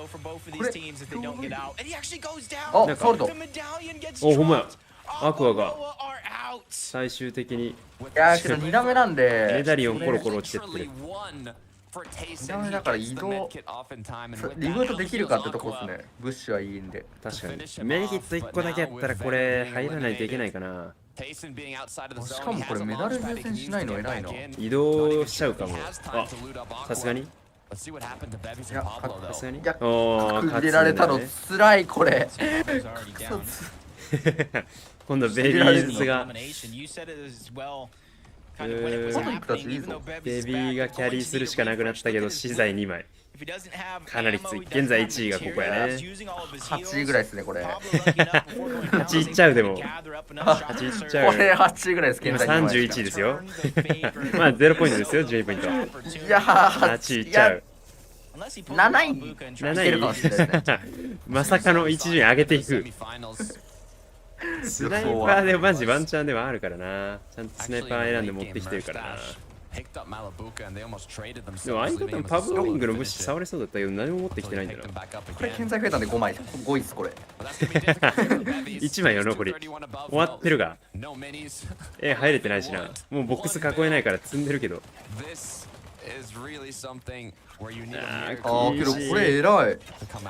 敵いないであろうここに。いやけど終わった。いや終わった。さすがにか。いや終わりません。あれいや終わりませんこれ。終わりません。これ走り回って耐えます。あうまい。永遠に行く。いやでもさすがにきついか。まあこれはさすがに落とされるなと言って生きる。なんかある。なんかある。5枚増えた。あ今2枚使っちゃったけどまあ追ってくるかもしんないからな。まあそうやな。そこはテイソンのサージがサージ稼ぎ。いやーこれはきつい。いやー、テイソンたちも落ちる。いやー、クイジーたち落ちてテイソンたち落ちてるから、で、ベビーズたちも落ちそうやから、これ上位のチームがだいぶみんなきついね。いやけどベビーズこれアンチ内なんで。ワンチャン伸ばせる？いやー、けどいけます。これ400以上なんで、このサージ以下なんないんで。サージは以下にはならんで、にギリギリ、この建築物たちがどっか部分的に入ってればワンチャンあるけど、スナイパー弾4発なんで4キルして、確かに。いけなくはないですけど、やっぱこっちか。このマッチはマリブカたちか。やっぱマリブカいっちゃう。いやー、うわ、スイージもつらい。なんで出会いそうなんだ、シャモキーさん。やめてくれ。To see if he can connect the shot here. AR in hand, hits 2, hits 3. One more needed to get the knock on Pixie, but it helps with the damage. Now, 27 above. いや、楽そう。With the hits. ちょっと。Can they hold on though? Just 19 seconds. 相手でもまだ正面のチーム入ってないからな。まだまだマリブカ打てるタイムやない。Stash. They don't really have to do much. They're not the highest elevation, but they do have the natural mountain behind them. So lessens the chance of somebody being able to break into the box, but mixing pings a whole different side of that storm surge threshold. いやー、34か。いや、タイミング、さすがにいや、さすがにきついんじゃん。おー、おー、ガチで7位いきそう。Talk about getting back into the game. Bevies has finally done it. What? And with the massive solo clutch the game prior by Pablo, this is his chance to return the favor. And now Pablo won't be able to hold it over his head if they win. Bevy's inventing new words with that headshot snipe. 3 now on the board. Wait, what? Will this be history once again? A solo clutch. He has the damage from that headshot. He has the loot and now back up. ガチで8やるくないこれ。本当にありえる。マジ大丈夫なんでやっぱ。アイジェルなんで、次の行動見えないといけない敵の。もうもはやね。お、ここでクラッシュパッドを選ぶ。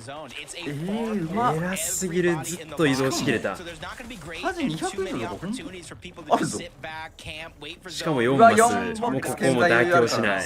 根元もちゃんと崩されないようにする。強すぎる。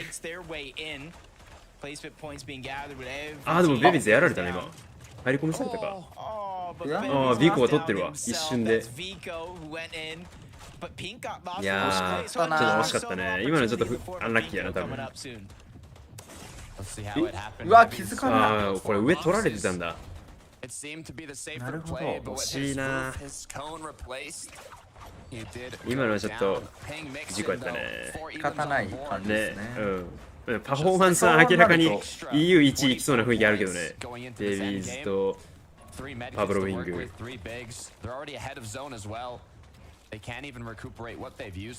マリブカは生きてると思うよ。マリブカのエサッチ割と物資綺麗に揃ってたな。あとは多分バディールレゾンのチームの2強になってるかな今。ポイント的にはこのチームも高いな。さすがにマリブカたち映る。結構あれなんでね、1試合目も5キル7位なんで、稼いでる方なんですよね。なんで結構いけなくはないですね。これ1位今何分だっけ400かな。なんでこの試合で爆発すればサージもこれ以下になるやつや。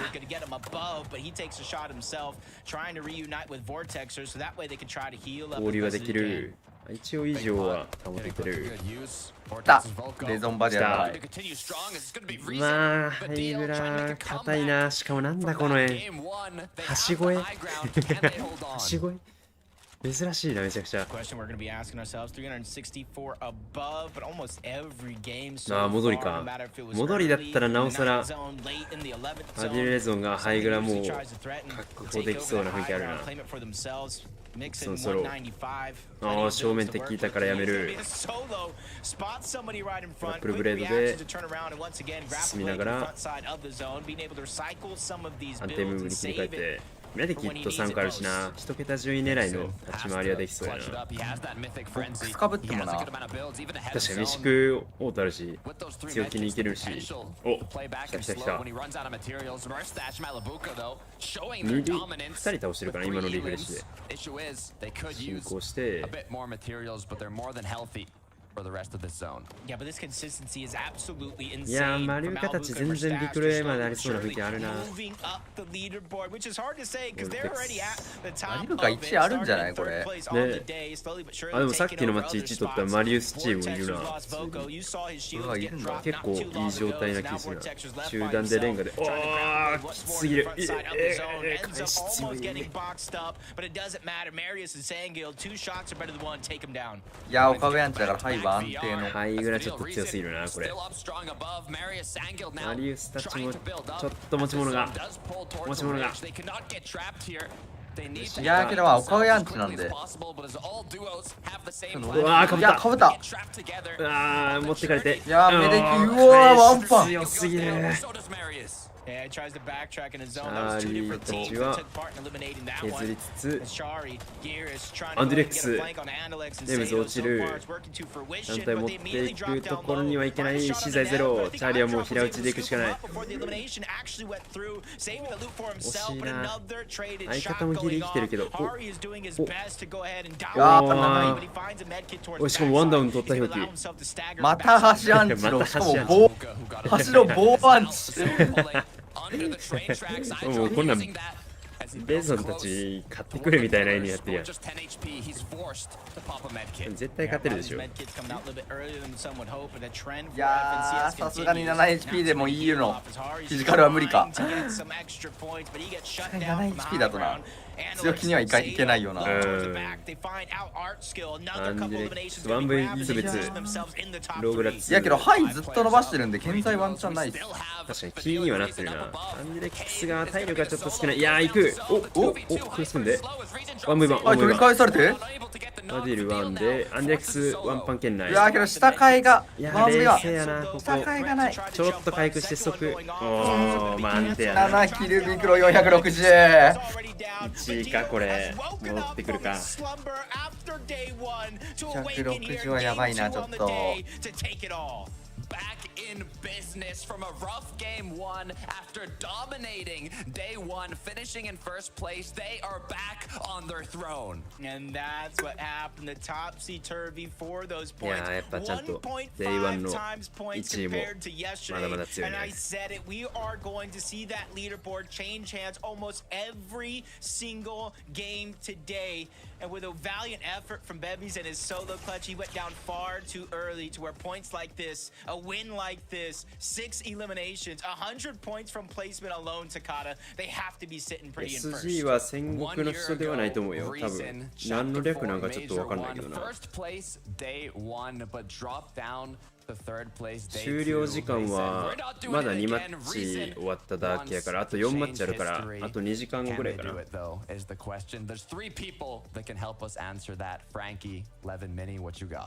people that can help you with that, and I am just going to help them talk through the situation that we just witnessed. Because as the boys just correctly said, the Dylan reason didn't have the best game one. But what an impressive display from this duo, establishing that high ground dominance again. We've had low, we've had high. ザゴさん的にはいっちゃん最後のサージの26名サージってなんか、まあでもザゴさんたちサージ以下にならんかな。あんまわかんない。なかったっすね。なかったよね、多分。いや、なんかめちゃくちゃサージ長かったんだよね、過去一。なんか11円ぐらいになってもサージ以下食らってる人いて、初めて見たんだけど。ザボさんたちはないか。結構イフレ入れまくる感じなんで、前ぐらい行ったり。なんでまああんま食らうことはなかったですね。終盤のサージは食らわないんで。まあもともと稼いでるからな、そうそう。アメリカは10時から昼10時。NA は起きれたら見る。ミックスアップマンデーだるという。ミックスアップマンデー俺死んじゃうよ。アメリカ見て、で、1時ぐらいに終わるでしょ。俺それから新幹線で帰らないといけないからね。で、帰ってミックスアップマンでやって、帰って到着するのが多分5時ぐらいで、ミックスアップマンで6時からか。いけるな。で、あれですね、FNCS の解説動画ですね。ザゴーシェロン優勝の秘訣みたいな感じの動画を作る。もう今やるか。もう、ザゴさんおるからもう答え聞いた方が早い、これもう。絶対早い。俺が考察するよりも本人聞いた方がいい。一番楽やもん。考察な。そうね、グラファ解説のあの考察系は毎回やってるけど、あれ結構時間かかっちゃうからな。難しいからな。そう、重たいんだよね。あと1マッチ単体の立ち回りももちろんあるけど、やっぱグラファになると、ね、なんかもう全体的な立ち回りを解説しないといけない気はするから、それが難しいんだよな。今までとやっぱ全く違うんでね。ねうお7位まで上がってきてる SG 街道。7位上がりで。まあメルスタッチたちちゃんと2位安定。いやいいね、メルスタッチこれやっぱ。けど、クイジーベノたち初動落ちでこんぐらい下がるよな。ベノペイソンとかも安定したら、まあ言うてまだ1位と10位のさ、140ポイントで次のまず3試合目やし、正直まだ分からんな、ここのランキング誰が1位かは。今日のグラファーやっぱやった感じ、100ポイント差って正直ね、マジで詰めれる。まあ1マッチで70ポイントぐらいは詰めれるイメージあるから、普通に。1日目の60ポイント差ぐらいですね、本当に。100ポイント差って数字だけ見たら高そうなんですけど、実際のところあんまないっす。ライクライルさん、320ナイスか。ありがとうございます。佐合様一応おめでとうございます。堀さんも大好き。わるから寝るね、おやすみなさい。コアルスは今から寝ても結構厳しそうやな。頑張ってね、頑張って起きてね。今日結構な内容がやっぱ濃いからな。そ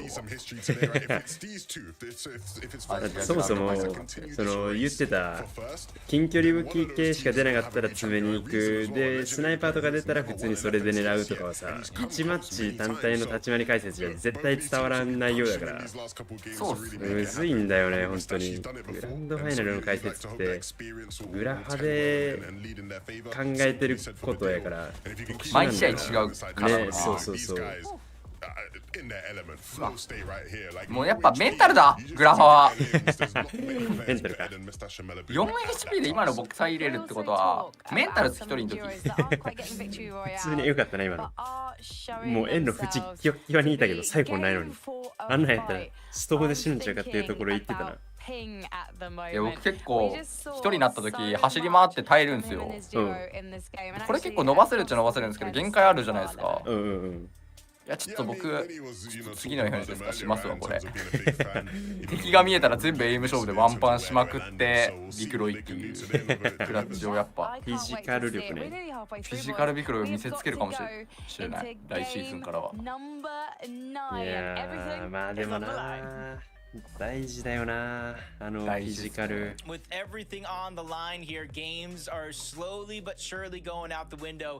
すがに無理でしょみたいなとこ勝つのやっぱ強いっすよね。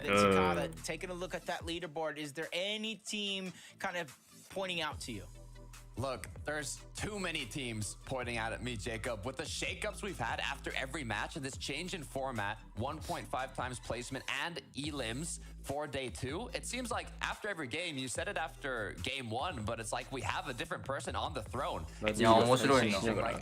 配信してるんやバディール。探しに行く。So it's what I love to see. The バディール戻せるのかなライブで。してるけど、もう今初動してます。ツイッチのライブで戻せないもんな。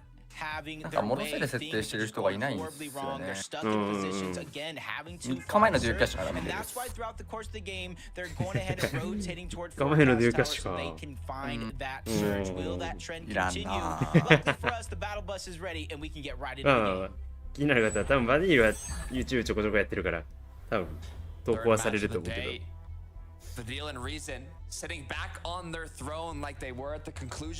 あどうするかやな。さっき初動をクイズ強すぎ1枚持ってってやったでしょこれ。ナイス。もうちょっとお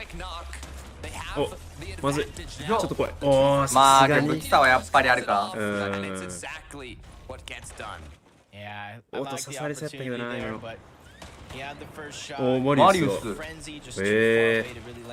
で勝ったもうこれはもうこんなん勝ったな確かに。ワンウェイワンウェイツー。おー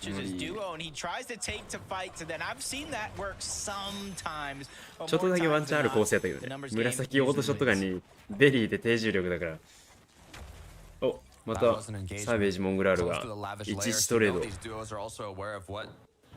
超もう無意味な争いしてるそこのディオ。あがいてもきついんだよなどっちのチームも。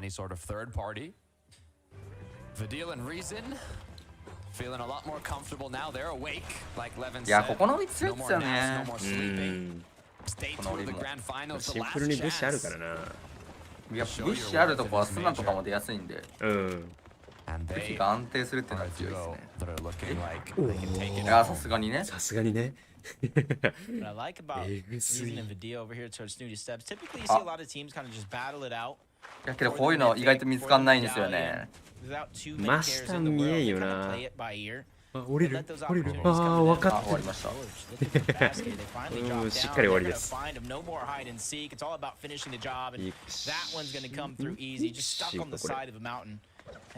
ピクセル、また違うチームか。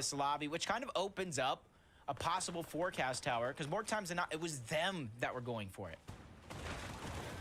And that forecast tower can be crucial for making sure you safely make it to the late game, having that vision of優勝に一番近いですね。一番ポイントが高いチーム。いや30ポイント差ってな、ないもんだからなほぼ。せやな。終盤の順位ポイントで言ってもね、25位とこのルールやったら多分25位とまあ17位とか18位で30ポイントぐらいの差になるんで、これやってるか。あ、これやってるな。これやってますね。これアサルルートですね。さあ気づけるか。屋根から壊して丁寧に。あ、でもこの壊し方だとこの壊し方をおめっちゃ丁寧。でもフルピーさん、逆にニクソンの方がちょっと苦しい。マリウス側、火ダメ少ない。むしろむしろ強っ。しっかりヘッドショット確定。まさかのハイドしてた側がだいぶ劣勢。なんか意外と今シーズン視線動かすだけでも足音聞こえるんですよね。へえ。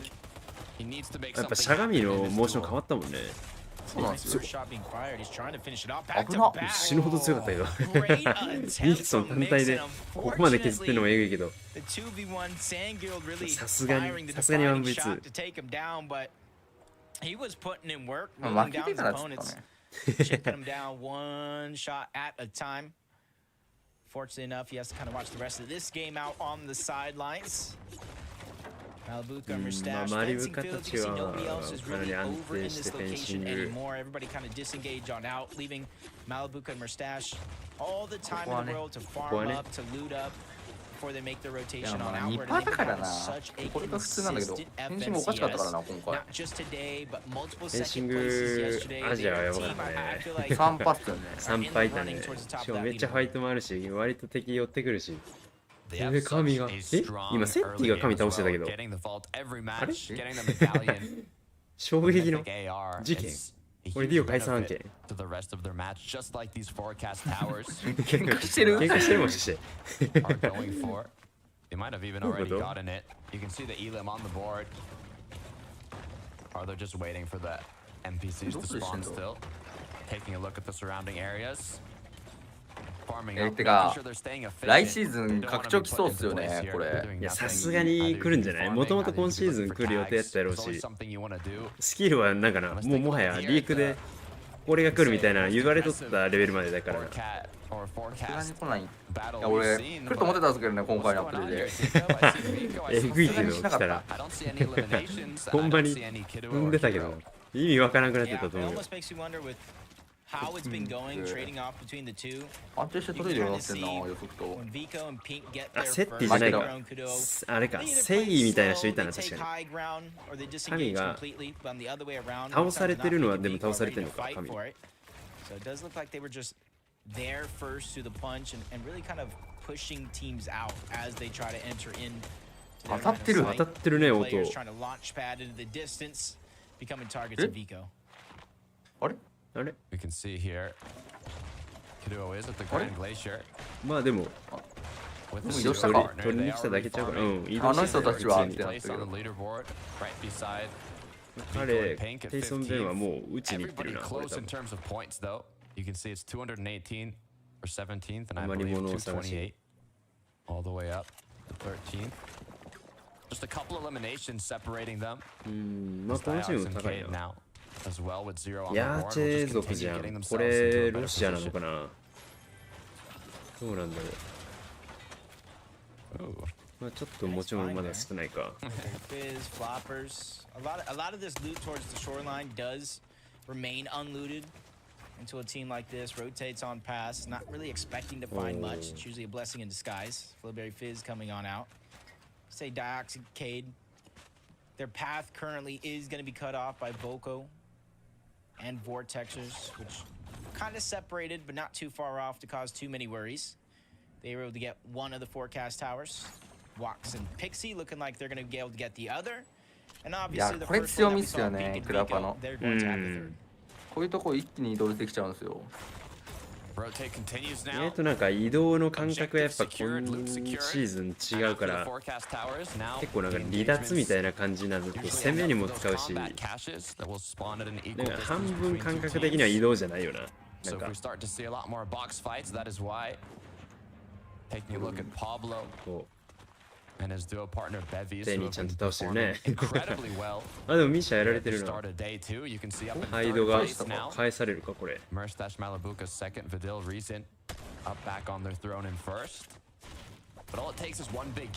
3つとも全部あるな。4つ。いや全部近いな。 And it almost makes you wonder if they're just able to stay alive as a full duo. 今のでつけられたか。4撃も取ってるこのチーム。 Like how good would Pablo and Bevies be on that leaderboard if they were able to play out those respective games together? あ、あれか。初動でワンパタをしてからハイド返してワンパタをしたからか。だからテイニの相方のミシャ倒したのはまた別パやなこれ。そうだな。海外で W 記事出すんだよな。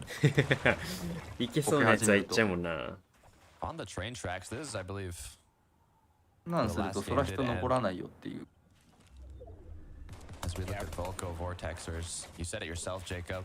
First victory royale in an FNCS finals yesterday.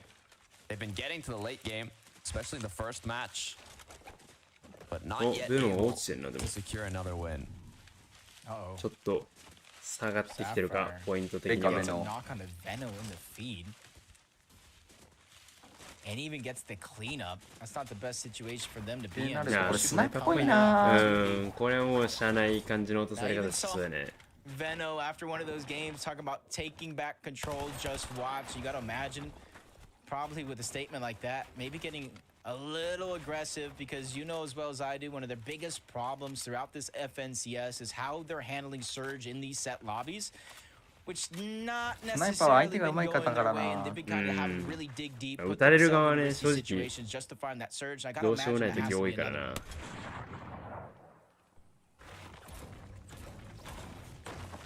You can see Tayson has been left alone.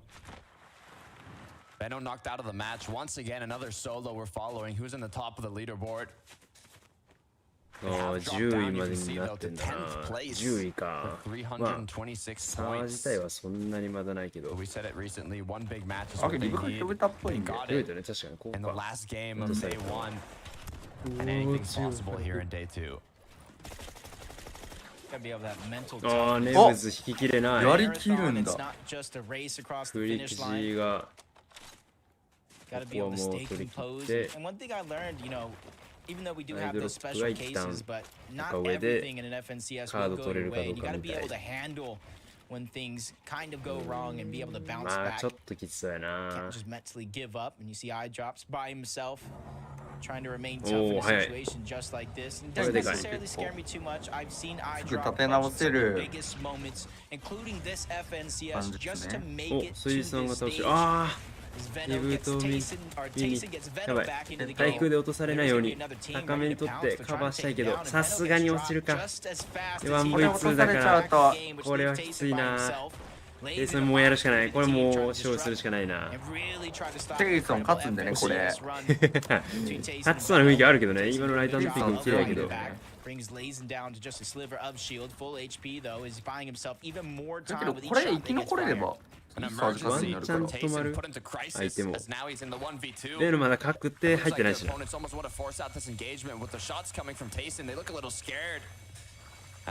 アイドロップが確かな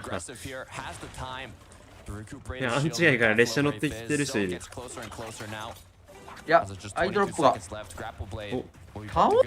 さないでしょさすがにカードは拾ったもう一回カードかで逃げ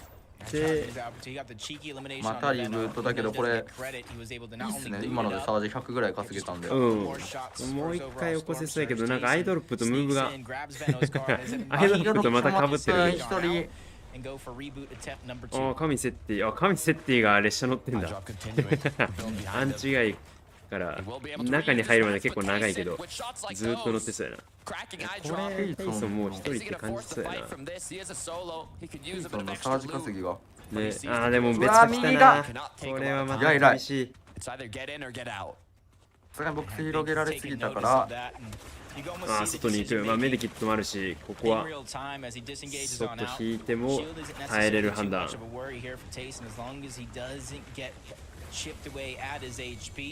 Finally, the disengage is going to come through. You know he has Veno's reboot card, and the goal is to get him back into the game. And after that, goal 2 is Tayson now doesn't look the most healthy in terms of いやけどブッシュないんでちょっと立て直せないですねこれ敵やんないとおレサシだいぶ削られてるけどとりあえず木島いったな島ポイントはないんですけどマリンコティさんテイソンといなかったメルスタッチだいやわかるよめちゃくちゃそこら辺でずっとデュオをコロコロ変えてるから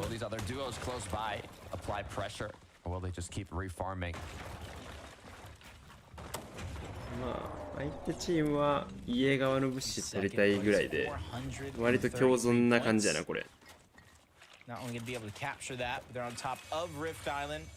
Good way in towards zone as well. So no matter where it pushes or pulls, Malbuka Mustache, whether you use the Flowberry Fizz or just the regular launchpad, you're going to have an easy chance rotating in towards zone.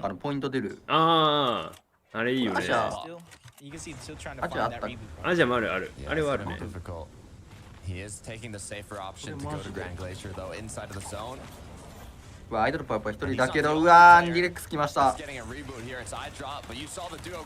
とされなければだけど落とされけどこれ前詰めんのうまいが一応通別か落とせないとさすがに相手も引きたいそうやねもう一瞬でこれも相手もうまいよな一瞬でやめたね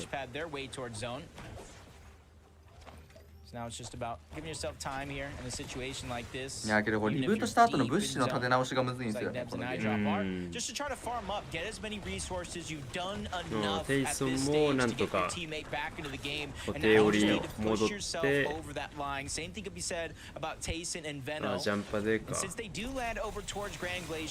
They can recycle a lot of this loot, anything that they did leave behind from earlier on in the same match before they rotate on over. Tace is going to be the one leading the charge. He's going to find his spot. And then later, Veno will reunite into the same box once that comes to fruition. メダルは取られた感じだな。Naturally placed on top of the mountain here to fly right back into zone.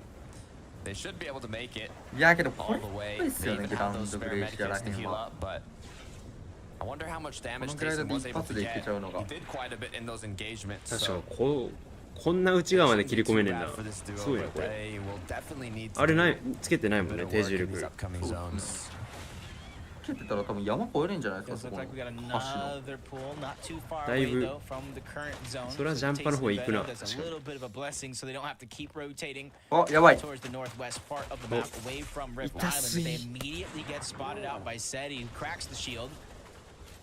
And typically that would be a great opportunity to go, but you see Seti and Cammy separated on two different ends of this railway, not really able to take advantage of that damage. But instead they're going to do the next best thing. おお、メルサッチがメルサッチがおお、浮島ファイトに行ってる。In another fight on the other side, they're able to at least get one. AR Pafo is going to be the only one left, and they're hot on the heels. 止まらない、これはもう。いやー、うまい追い込み方がこれ。ね。今の左の逃げ道埋めてからの、いやこれうまいな。スナ、いやそんあ、ジャンプ中ですジャンプ中です、今のスナ。狙うから打つまでのスピードが速すぎるんだよな。もう腰打ちの時点でエイムが合ってるんだろうね。あの距離ほぼ即着みたいなもんだから、確かに確かにジャンプ中ヘッド抜けるけど、まあ理論値ではあるよな。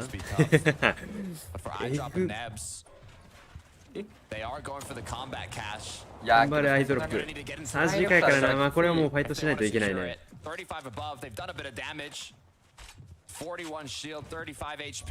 まあけど相手も相手で多分サージきついんで。いやけどこれイカなってないのだけでかいっすね、これ終わる前に。確かに多分相手イカなんすよね、これ。い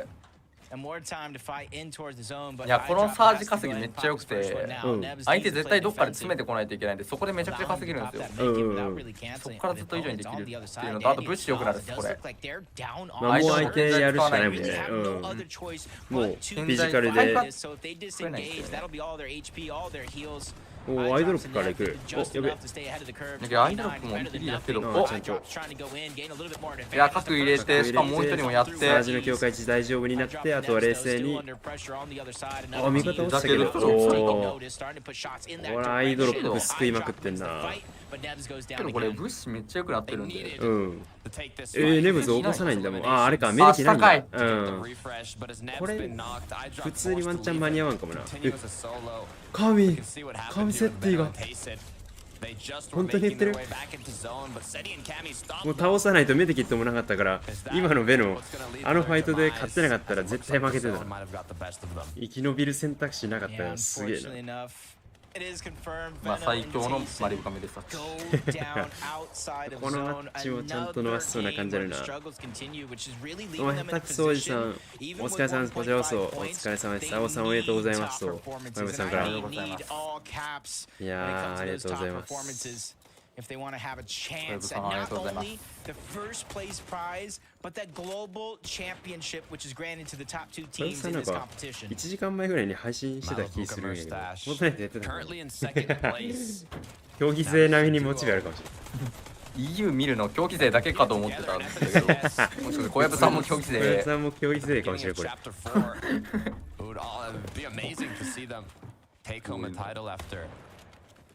おお、スイージーさん倒してるわ。いいね。スイージーやっぱアジアから来たから。ああ、そう、この移動強いっす。クラバ本当に。ここでイズとクラパー。そう、これがマジで安定する。大体ここなんかダルガラムされるんですよ、サージ稼ぐために。こいつ打ってから移動しようみたいな感じの。それができなくなるんで。基本ずっと出てる。おお、シャモキーさんも倒してる。セッティ倒していく。やめてほしい。セッティ倒してシャモキーさんたち伸ばせるか。すごいこと起こってるな、これ。サージでみんな焦りすぎて、サージが出ないっていう状況起こってる。逆にね、一瞬で出てたね、確かに。50人サージだろな、今。多分これそうなっちゃってるな。レイソンたちはめっちゃ楽な移動やな、これ。かなりフリーで。で、ここで、もう一回クラパー。いや、これが強いんですよね、クラパー。いや、これもな、確かに。正面の点打ち超えれたんでかすぎるもんな、これ。ここ検問される。うわー、うまい。鬼すぎる。サージ今ので大丈夫になったし。あんなんもう、壁俺、あれされたら壁一生開けれへんけどな。無理やん。打てへん。あれペットだったらもっとやばいし。ね終わってるからな、それゲーム。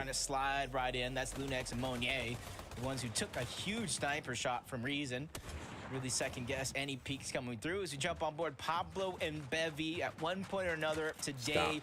Pablo had stolen the show. ベビーたちは今回は割と普通に。They get stolen right back by Reason and Vadil. This is their chance now that they're 気持ちは今日以前配信時間はクレイジー。That they could really show the potential in which they've been working on all season long. いやー、俺らもクレイジー族なんで。一緒さんも今日やばいんじゃないですか。今日俺バグってるかもしれん。普通にバグってるかもしれん。おー、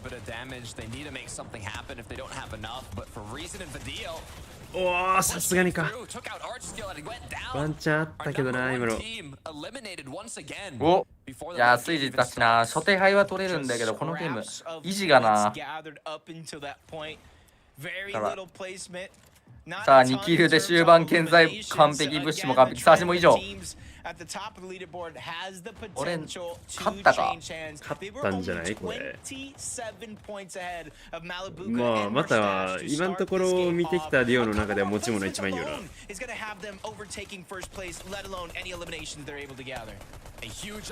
強すぎ。あ、でも別とか倒したの。いや、違うっすね。え、倒してるわ。強すぎへん、普通に。てかこれ、やばいっす、今日安定感こいつらの。今、多分平均順位7位か6位ですね。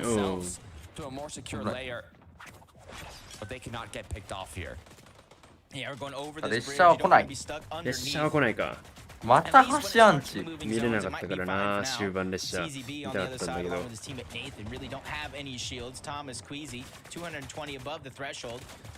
ーマス・クイジーはな、円的にも有利ではある。うまい。きっちり。しっかりと。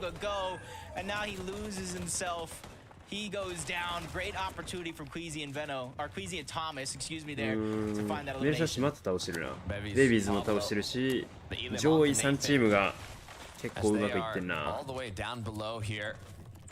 Rotates will have to come through. It's ninth zone now. First moving coming to a close.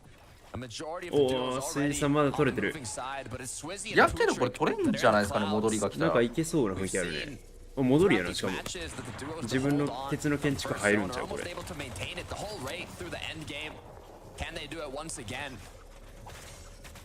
デビーズは一旦味方の回復。いやー怖い。えぐい。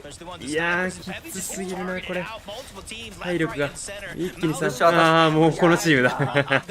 削ってきた理由が分かった。エイムがちょっと火力高すぎか。なんか削れ方おかしいなと思ったら、生きてるんだ今ので。生きてはいる。サージはでもいいか。資材もゼロ。いや26人なんだよなこのサージが。30じゃなくてきついんだよな。いやー132。でもパブロウィングこっからだからな。こっから領域展開だからワンチャンあるんだよな。耐えるしかないですよね。こうなると一旦ここもStorm Surge going to begin to do damage for this team. They have to figure out where they're going to get the damage. あと1人。あと1人。勝手に減るか。そこまで耐えるか。おお、下に行く。いやー、あ、下手下手。とりあえずは一応大丈夫。あ、いっちゃう。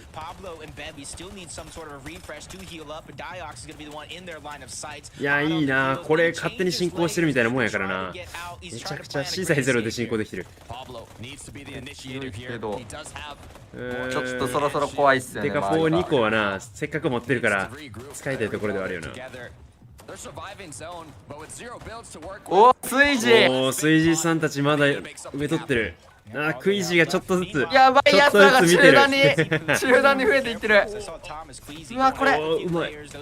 だけどやりきれの、うわ、相手がちょっと強いな今の。おお、ゴメルサッチ落ちてマリブが単体。6キルメルサッチ6キルしてんね。うまいな。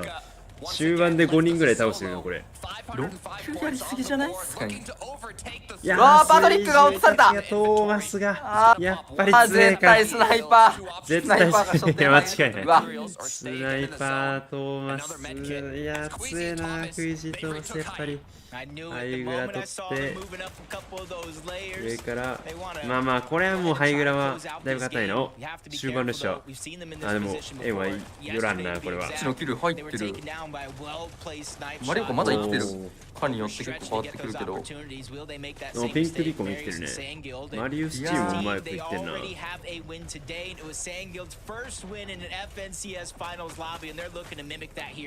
Not only that, 8 eliminations. They want double digits. They're hungry for more. Just 8 duos up. おお、うまい。強すぎる。これローグラ取り切りたい。当たってる。いや、取り切れる。確定取って裁縫マッツで進行はギリできる。9キル、これ10キルあるな、普通に。10キルはマジで。マリウスチームが一気に1位まで来るか。入る。これキルパタリン来てます。いや、強すぎ。危ねえ。怖すぎる。終盤でワンベイズクラッチ再現されたらとんでもないけど。クイジーと組んだけど。でもこれでマジで11撃破までいったな、マリウスたち。いやー、10キル超えるとやばい。クイジーはさすがにビックロイは硬いけど。いやー、ビックロイ。相方回復そんなに多くないから。クイジー、ビックロイの2どっちかになるかやな。回復ないぞ。回復ない。これ意外とクイジー入れないか。いや、これタンクって言ってるか。わあ、さすがに。これクイジータンク。いや、クイジーなんか探しに行ってた可能性は高いけど、まあまあまあまあ。いや、強い。普通に強かったな、クイジーたちも。分かったんじゃないですかね。マリウスたちがワンチャン全然もうトップ3に入ってくる感じあるな。いやメルスタッチマリブカチームと、クイジートーマスはな、さっきのマッチ初動で落ちてるから一旦は帰ってくるぐらいで1位はまだないか。メルスタッチマリブカがワンチャン1位に登ってくるかもしれない。おかしいでしょ普通に。えぐい。トーマスえぐいやっぱり。ここ普通にやばいと思うけどな。一発目ヘッドショットもそうやけど2発目トラッキングしきるのだいぶ角度すごかった。あ、まだメルスチームや。一回だけどマジで危なかった。地面耐えただけか。まあまあまあまあ。いやーけどマリブカの位置熱いっすねこれ。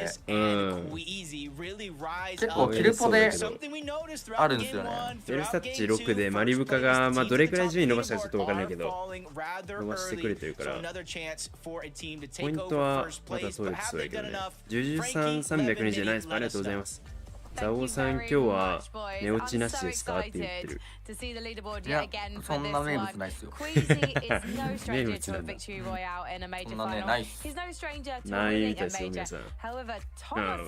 さすがにアメリカは寝ます。もうそうそう寝落ちという話じゃなく寝てるっていうだけで。もう寝ます。ちゃんと寝てる。見ずに寝ます。まあそれはそう普通は寝る。4時間後になっちゃうからね。ヨーロッパ終わってから一応寝るけど言うて4時間後に起きて見ないといけないからさすがに俺もきついかな。そうだろう。まあ起きれたら見ると思うけど。マリウスって人いるじゃないですか。うん。その人1日目70ポイントで39位だったんですよ。えぐ。がためで4位まで行ってます。で450ポイント。30位から4位まで来たの。しかもまだあと2マッチ残ってるってことでしょ。やばいじゃんベストカムバックじゃん。海外勢も結構いいって言ってますね。トーマスやっぱりやばいな。スイジーさんのハイグラに対してスナイパー同打ち2発で倒してるわ、これ。ダメだ。レベルが違う。やり方のレベルが違う。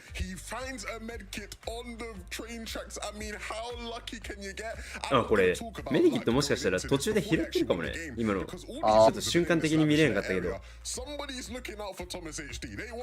クイジ拾いに行って見つけて耐久まで整ったみたいな感じか。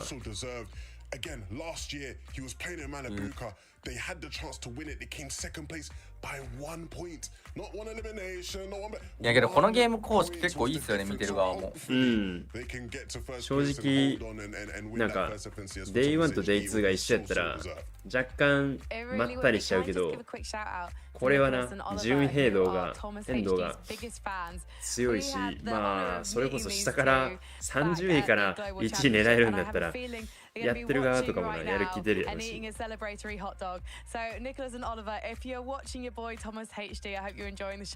っぱ途中で拾ってた？なんか解説の人がラッキーって言ってたからここはうまく見つけたんやな。お、来たわ。やはりいやけどポイント差が全然言うてか40もないぐらい。しかも3位も言うて近いしな。マリブから今安定してるんでめちゃくちゃ。いやこれちょっときついっすね、巻き返すの。なんか今思ったけどポイント制度のあれシステムバグってんね。エリミネーションが出てないわ。珍しいバグり方してる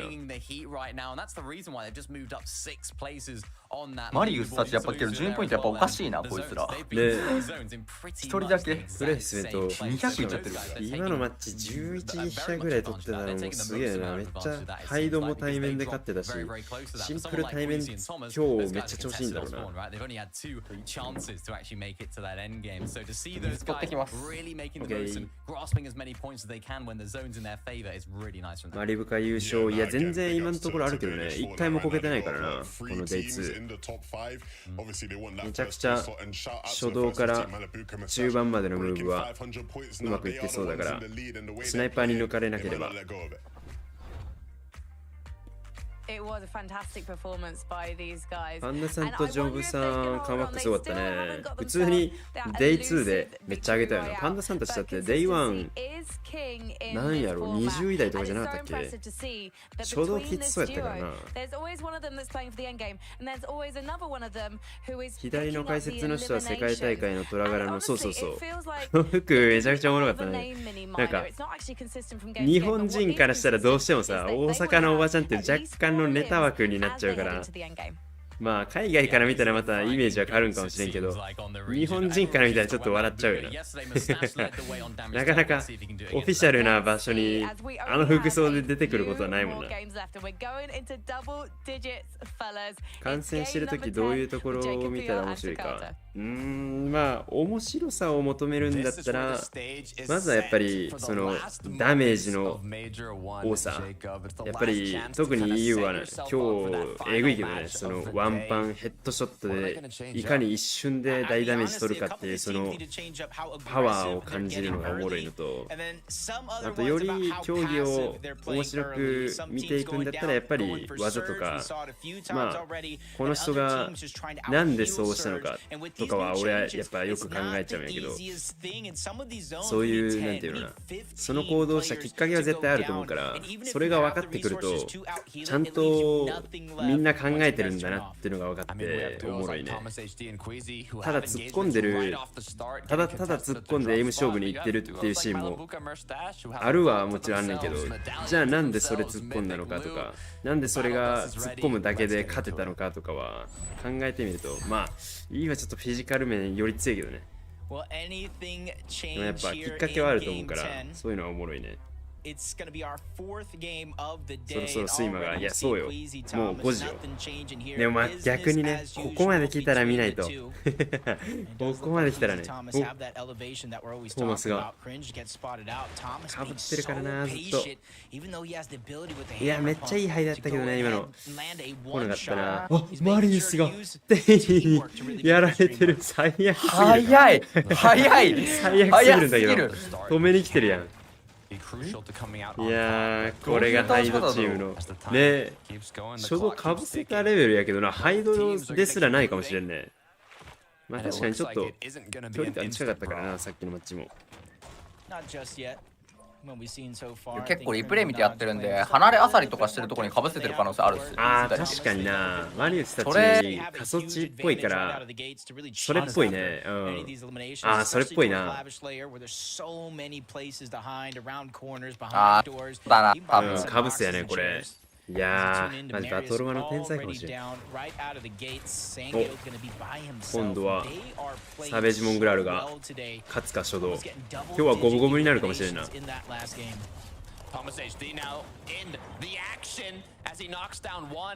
マス勝って、ちょっとクイジ怖いけど、クイジ耐えれば、おお、クイジ勝っちゃう。勝っちゃうんですよね。やばい、これ波乗ってます、クイジ。いやー、来るね。これ初動勝てば、サージ楽なんで本当にでかいですよね。まああとはもうトーマスがスナイパー当ててくれれば OK レベルやもんな。もうなんか164西ポンプより強い。ミドルポンプで俺164初めて見たかもしれないんだけど、マックスダメージしかもジャンプしながら相手ジャンプしてたけどな。どういう当て感してるんやろね。やばすぎるでしょ。足とか当てても150出るんじゃないですか、こいつ。最強のポンプショットが来た。チートじゃないですか、これ。本当に強すぎる。これあれか、4マッチ目か。あと3マッチあるんか。マリウスたち本当にすごいね。あと3マッチある中で3マッチで30位台から4位まで来たのか。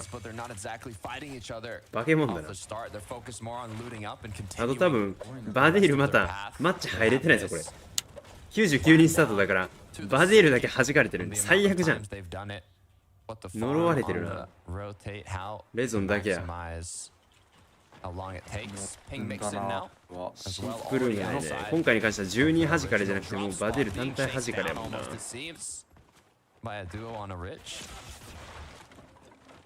ッシュが何を見たこれ。きついね。ポイントはかなり取れてるから立ち回り自体はあるんだろうけど、今回なんかどかされてるのかな。ミクソンたちはだいぶきつい。お、いやー、リブが拾いに来たとこ。いやー、ちゃんと待ってるよね。しかもこの勢いある詰め方。デイニー、ミシャディオはこれが強すぎる。ワンウェイ。相手グラップラーないんであればワンチャン。いやー、きついな、さすがに。いや、けど相手ないっす、これ。お前な、ミシャとテイに追うのはちょっときついか。ないし、健在もないんで、これ、追えない。ここを追い続けたら別パに打たれて終わりやもんな。一応逃げ切れたな。あとカードこのタイミングで触れてたかどうかやな。今ので触れてなかったらマジできついね。バトロワの天才なんでこれリブートするまで追う説あるっすね、これ。なんか来てるよね。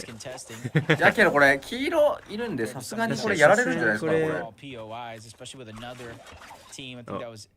あ、標的が変わった。逆に倒しちゃう、これ。逆に気づいてないな、でも黄色の矢印に多分。あ、今気づいたか。今矢印がなんか急に振り向いたから今気づいたな。いやー、マリウスチームはここでこけなければ本当に1位までカムバックする可能性あったけど、さすがにきつそうだなこれ。いやー、早めに起こしたいね。うまいことダンス上がりながら MM さん2000ありがとうございます。おじさんに MK に負けずに頑張ってください。いつもありがとうございます。そしてザオさん、さすがに優勝でした。おめでとうございます。ナイスファニー戦、ありがとうございます。いや、早めに起こしたいな、これサージが。It's a solo with 50 HP and no spare shield or health to work with. お If he has the reboot card, that's a good chance ー。 for ルイ him ン to ド move リー back ブちょっ towards と多め Rebel か。 Roost. A lot of the teams are 3手に rotating towards the south. 手に嫌だな。この人がいる試合だけ本当にやりたくないレベル。Uncontested, nobody really in that position. Cade and Diox. どこにでもいるのやばいっすね、これ本当に。ねこの人がいる試合。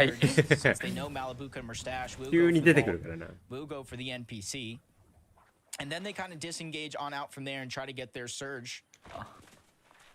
Before they start to rotate towards the center of zone, they kind of work their way from the outside in. これ4枚だけあれなんですかね。ADS 変わるんですか。 More than enough to make an impact. いや、 As they continue hunting around. でも確かに2倍なんか映んないんだよな。このサイトはなんか映ったり映んなかったりしてバグってたりするんだけど、ああ、起こしたね。カードはさすがに触れてたと。ああ、いやー、その音聞いて。左下から来てるね。なんかめっちゃ勢いよく来てるね。早い。早いね。もうブレード使ってる感じすごいするよな。They're quickly rotating off into this direction. They know exactly where the reboot van is, but今1位はマリブカメルサッチやね。来た。やるしかない、これはもう。いやーけど、あー、タイミングちょっとかぶっちゃったな、今。さすがにきついな、今の。アリス一応ショットガン拾えてるし、ダメージ取れてるし、おー、確定取りに行ったロー HP の方にいける。いける。やりきれたら、やりきれる。でかすぎる。天才的なワンピック。しかも相手も相手フルヘルスやけど一応資材も取れてるし確定取りたい。確定取れたらアーマー回復取れるからワンチャン 1v1 が出てくるけどまだ不利。でも今のマリウスなら極まってるはず。止めて。しかも相手ドラムなんでボックス入ってきた。くるんだこれ。屋根はでも自分でかけてよく逃げれたら資材が3枚。資材が3枚。きつい。きつい。惜しい。あ、でも起こしに行く。じゃあ攻めたいわ。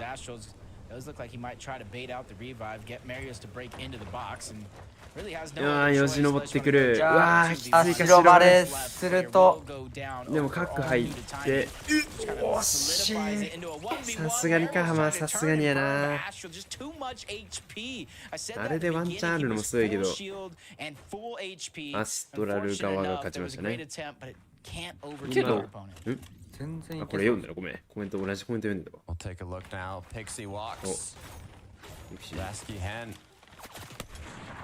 レーゾンは今回はバディールはマッチに入れてないからもうソロで行くしかない。きつすぎ。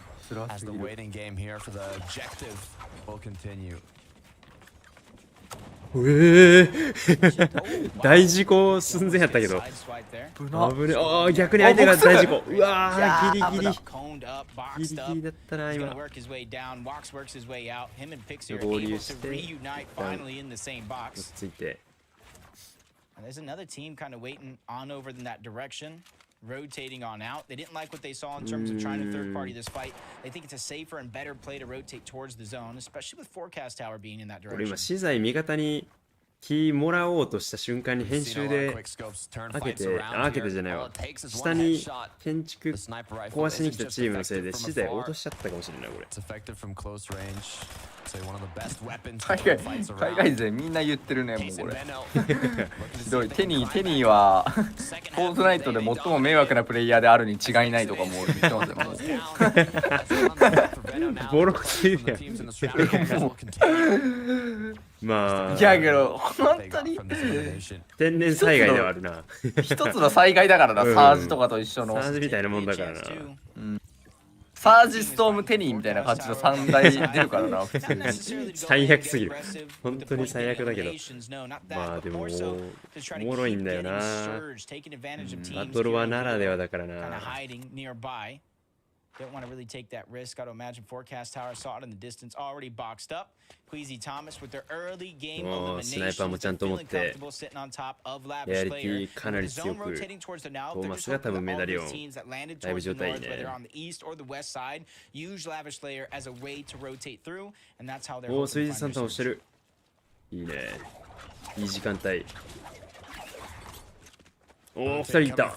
でかすぎ水さん。強い。マリウス見た感じけど、希望あるからな、まだ3試合でも。ね、3試合で4位までいけるったら。まあ EU に関しては2位まで世界大会いけるし、2位狙っても全然いいからな。2位でも全然いいからあるよね。危ない。危ねえ。今ちょっと前に進んだね。なんなら味方が食らったな。パープルウィングがアーマーもらったな。But not too far from first. It's still anybody's game, Jacob.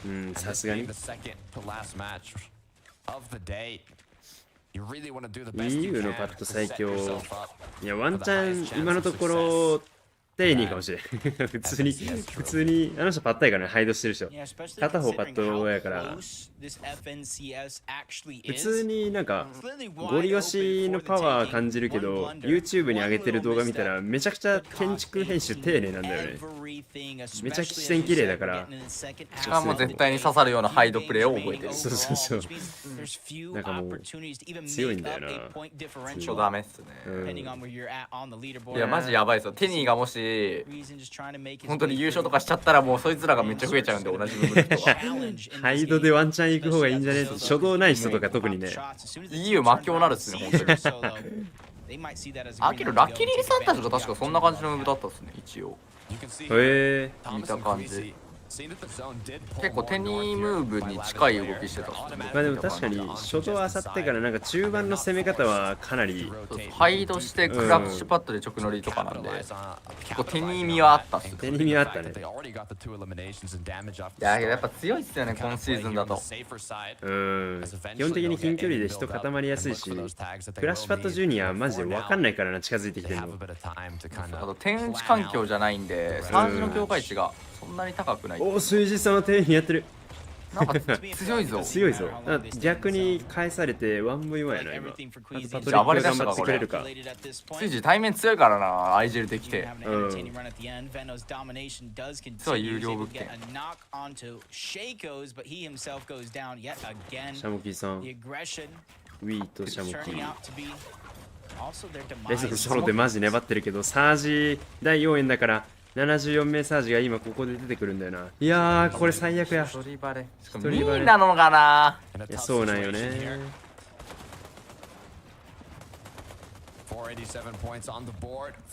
や一人見えたら空詰めてくるよね。まあもうボックスの広げた方も一人やからな。おっしい。ただ武器構成あえてバース SMG 持ってたからもうファイトをする。強すぎ。おおさすがに惜しい。いやマジワンチャンあった。いやガチでワンチャンあったけどな。ダメおかしく海外。いや基本ポンプショットがヘッドショットなんかガチでえぐい。なんかドラムの方が強いと思って僕やってたんですけど、フォートナイトこれずっと出せるなら確かにハンマー持ってる人の量増えるっすね。EU 明らかにハンマーの方が多いもんな。これができるからハンマーなんだろうね。緑とかでそのため出せるんだったらそれはそっちの方が強いっす。間違いない。緑で160出るんだって今思ったもん。えぐいな。なんであんな頭なんだろう。ベノも負けてバカ下げ。そうだよね。ベノとテイソンも今回落ちてるよね。いや、魔境だな。まあそんな中でマリブカとメルサッチはマジで落ちないからね。やっぱマリブカとメルサッチか。ここは。バディールが弾かれた理由は多分バグやと思うので次の街から入れるとは思うけど、もうシンプルにバグかクラッシュか何かしらがある。バグらしいですね。バグか。もうけど1マッチ勝負するのに対してけど、まあマリブカメルサッチここ最強。ここよね。大丈夫かこの塔。この塔ちょっと見たことあるぞ。見覚えがあるぞ。ブラジルで消えてった人たちがやってたとこやけど。消えてたニパの。これ大丈夫メタファーになってない。大丈夫そう。結構危ないけど。これでお互い屋根上げて打ち始めたらやばいけど、まあでもメールスタッチやったら多分アサルトじゃなくてスナイパー撃つからな。普通に倒しに行くからな。まあ大丈夫か。サーベージたちわかんないね。初動勝ってそうやったけど、今回まだ映ってないわ。See Voco Vortexers almost in the center of the zone overall, have plenty of options. The team 中途18に入れなかったの。化け物じゃねそれ。18人。もう90人サージないじゃん、最初から。オフライン大会開いた方がいい。海外の。ほんまそうやな。もうゲーマーズ8開けるだけの最強のポジションあるんだから、中途はオフラインでいいかもしれない。オフライン予選にした方がいいかもしれない、世界大会の。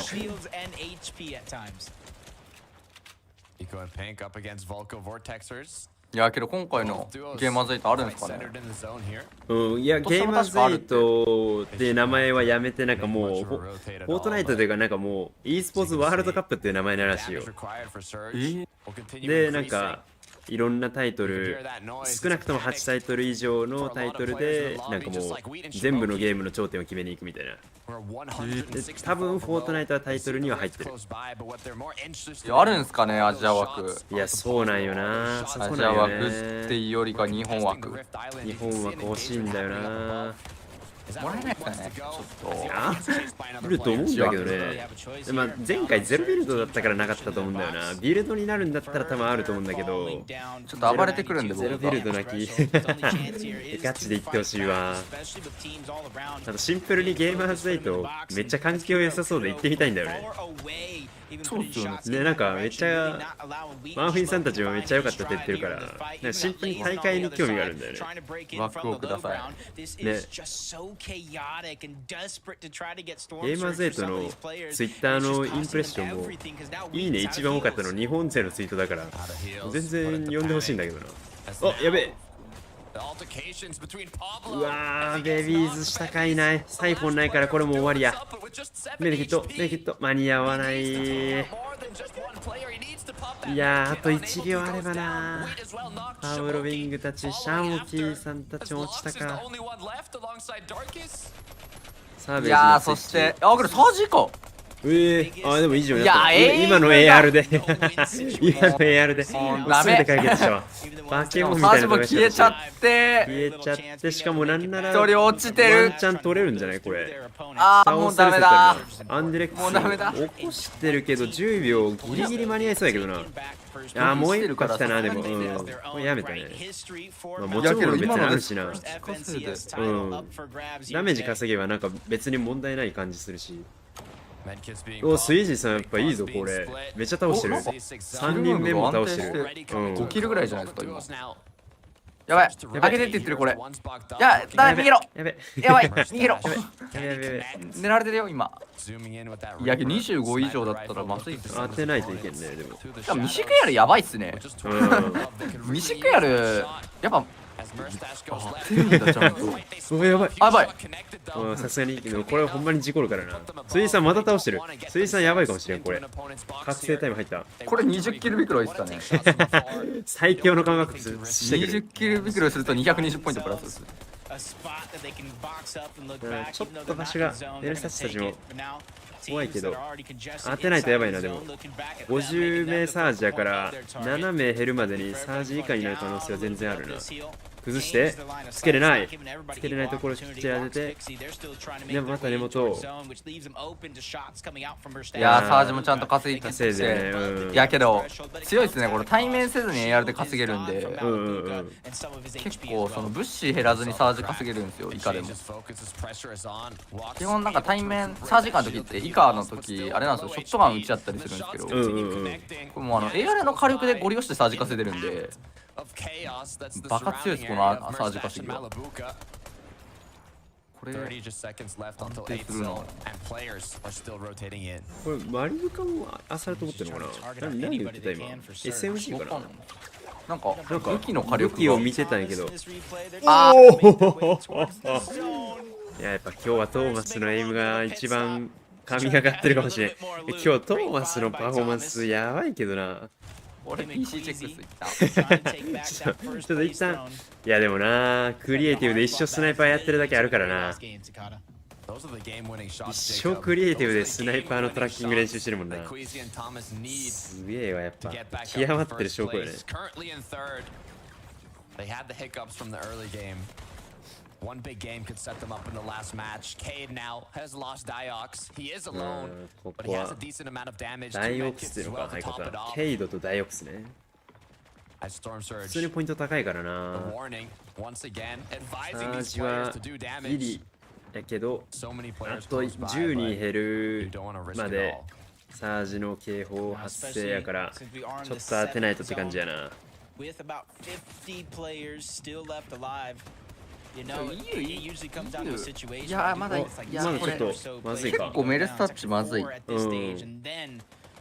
けどこれ強いんですよね、サージカの時メダル。やっぱ強いんだメダル。お、いったなこれプレイディカ。ぐすぎ。終わりました。終わりました。もうタイミング終わりました今ので。いやけど来てる。ベスパ。あこれ。いや打ち合わないや。打ち合わない今の普通に。打ち合うんだ今の。いやしかも前のめりに行ったからアクアが視点的に届いてなかったな。やばいクイジーが。いやートーマスもえぐいな。いやメルスタッチとトーマスの映ってるシーンのフィジカルの火力がマジでえぐい。だけどクイジちょっと危ないね。下回持ってないんですよね多分このデュオ。っていうのでちょっと回復がちょっと怖いとこなんですけど、ね、いやーツイジーがツイさん落ちたな。このタイミングはさすがに起こせないもんね。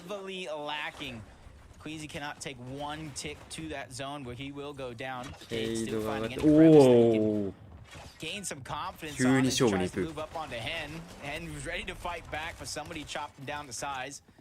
Might have been a blessing in disguise for Cade because he's ジ above ャ the ン damage プ。 threshold, right いや towards the いい zone as 動 well. 画いいね。 Seems 資 to be able 材 to find は some builds, whether if it's a refresh or something that ギリギ gets リ。 left behind.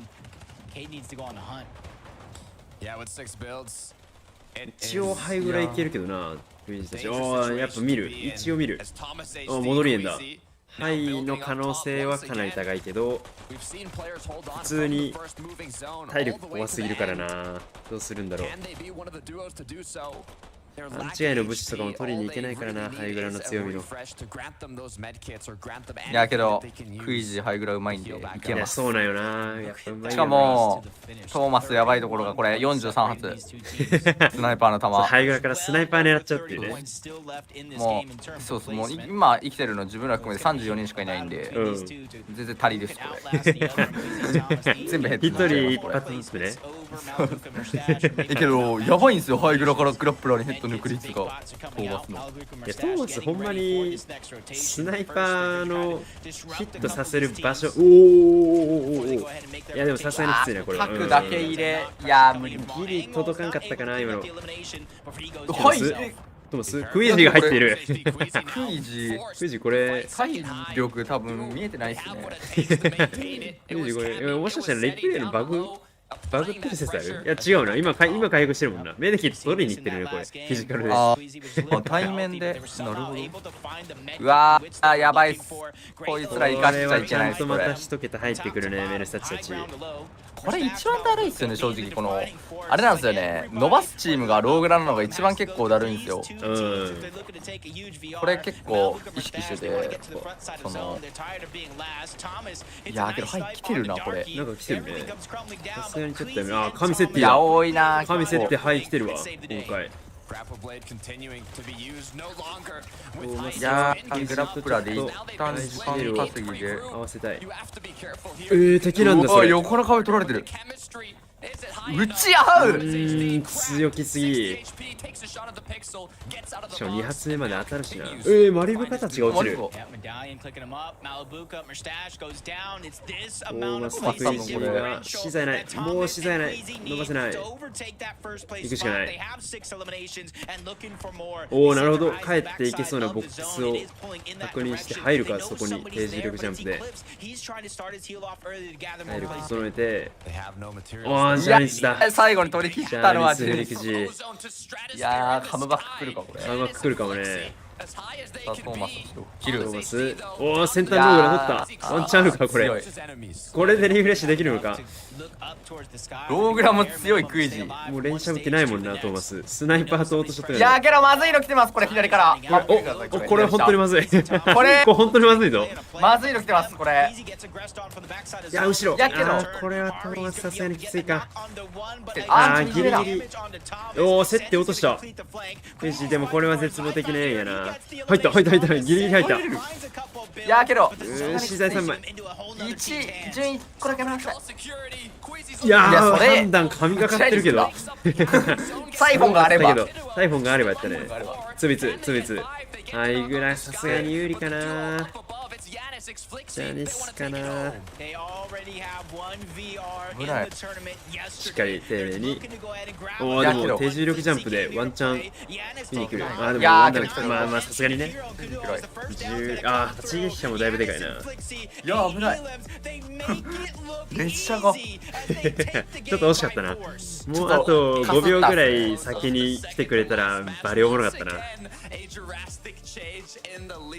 まあ EU の同説帳見てみる。多分 EU めっちゃ同説多いんだよね。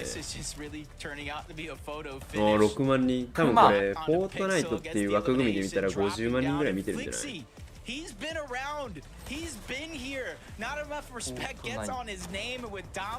テゴリータグかな。カテゴリータグ。フォートナイトって調べると多分。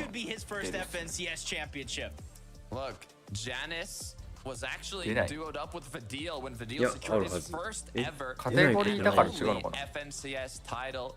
So seeing Janice back at it again now with Flixie. ここに絶対並んでると思うんだけどな。でもこれ同説順のはずだから俺開いてるからこれ出てないのかな。If they can bring that momentum into the last ゲーム match of the day. これ e スポーツで見ればいいのかな。 e スポーツのコンテンツというか。違くなっちゃうんだ。でもこれ公式のチャンネルではあるな。でも総合ではなくなるね。見れたっす。64万。64万見てるんだ合計で。えぐいね。他ので比べると雑談配信。雑談はね、常にどっかの有名配信者がやってるからね。下の方にあった今。見えてなかった。52万っすね。なんで今、雑談に勝ってるぐらいです。じゃあ今のところ一番多分どのジャンルの中でも同説多いんじゃない？今一番多いです、どのジャンルよりも。他のゲームも大会をやってるんだけど。さすがのグラファだな。だけどアジアも結構どうせ増えていってる気。増えてる絶対増えてるよ。今回も公式2万2000人ぐらい行ってたみたいやし、いろんなネフさんとかキャプテンとかがあれでパブリックビューイングしてくれてたから、より同説も増えてるから、合計で言ったら多分5万人ぐらいは見る層もいたんじゃないかな。フォートナイト EU はすごい。 EU とアメリカはね、フォートナイト全盛期と一緒ぐらいの人数いるよ今。フォートナイトの中身がね、本当に種類が多くなったっていうのもあるけど、でもマジでアジアも増えてきてるしね。そう、アジアも増えてるんだよね。全然ちょっと競技性的にはやっぱりもっと競技やって増やしてほしい。賞金をね。今シーズン下がったからね。普通に危機的状況だからな。いつも3万ドルって言ってたのに今2万ドルだからな。ちょっと低いんだよね。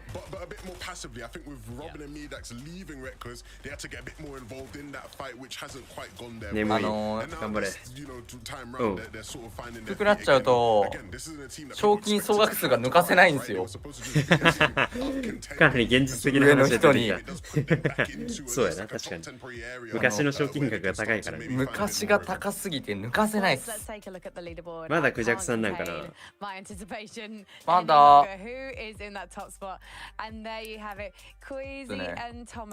まだクジャクさんっすね。あ、けどだいぶ近い。近くなってきてます。今97,000なんで。あ、じゃあめちゃくちゃ近いんじゃない？あと1回グラファ勝ったら全然。あと1回勝てば、まあクジャクさんが上位じゃなければっていうクジャクさんもちゃんとグラファ行ってるし、普通に上位行くからな。なんでないからな。おかしい。おかしい絶対。こんなんで1マッチ失うの嫌だもん。なんで来たのってリプレイ5回ぐらい見返すこれ。ね。あ、てかマリブカとトーマスが1回もグラファ勝ったことないらしいです、優勝。マリブカもないの？らしいです。今のマジ？ショットガンいる？スナイパーでやればもしね、気がクラッチできるんじゃないですかこれ。スナイパー縛りの気が取ってるかもしれない。けどいいっすね、トーマスならスナイパー2丁持てば前僕さえってプリしてくるってとこバンバンでスナイパーバンバンでワンパーティー壊滅か。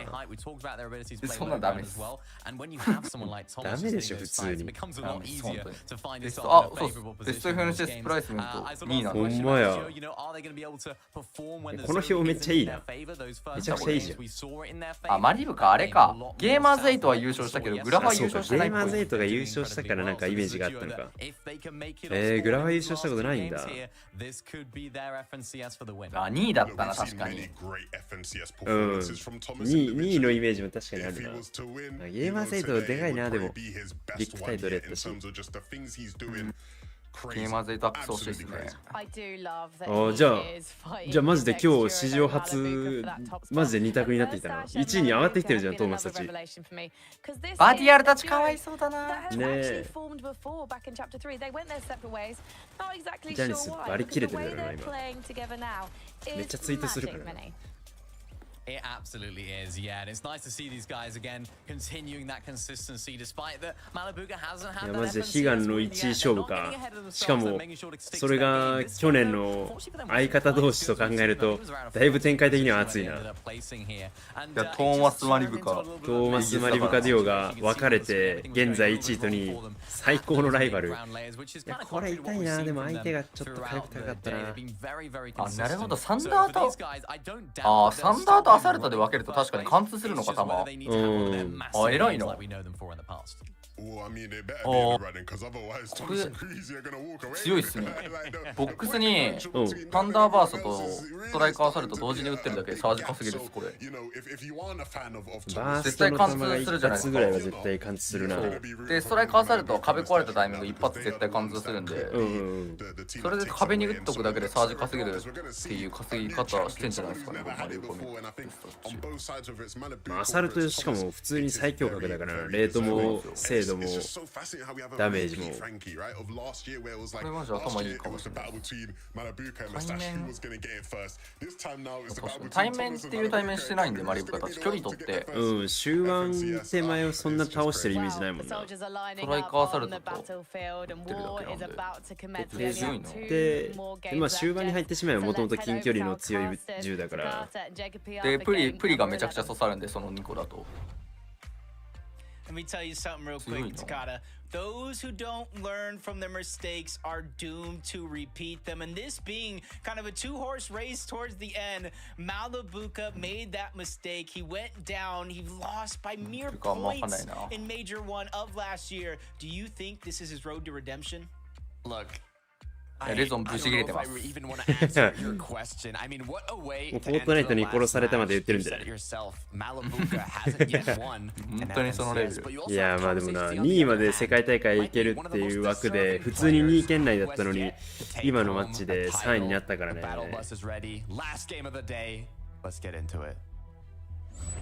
れラストマッチですか？いや、あと2マッチ。今11マッチ目表記だから、まだだから言うてレゾンたちも全然可能性はある。クイジーたちがこければ。そうやな。クイジーたち初動かぶってるからな、ちょっと。そう、ワンチャン全然1回負けてるしね、今日。どっちかっていうとマリブカたちの方が優勢ってとこあるし、ね。すごいな。初動かぶいなかったあれあ、ちょっと強すぎたか。やりすぎたこれ。やりすぎたか。この現象。消えました。ちなみにありましたこれ。1、2、3試合目ぐらいまで僕うまくいってたんですよ、1日目。3試合目からなんでこけたかっていうと、シェロンさんが砂抜きすぎて黄色い円の中に敵が来ないっていう。とんでもない現象起こってたっす。なるほどね。やばいっす。もうリプレイ見たら、もうルインドからグレイシャーぐらいのもう直径全部いないんですよ。スナイパーの射程範囲全部逃げてんだ。もう全部いないんですよ。マリウスたちにかぶせられてるじゃん、もはや。テイニーたちですらない。さすがに気に入らないこれ。これはきついね。いやー、マリウスたちはな、ちょっと苦しい展開な。おお、でもだいぶ強気。おお、しかもこれ下からのジャンプバレてない。いやー、惜しい。もうちょいトラッキング強すぎる。やりきっちゃうんだ今の。3点バースト3点当たってるし、しかも3点目ヘッドだけど。これはそらポイント取るわ。なんでデイワンこけてんだこれ。なんでこけてたんだろうこの。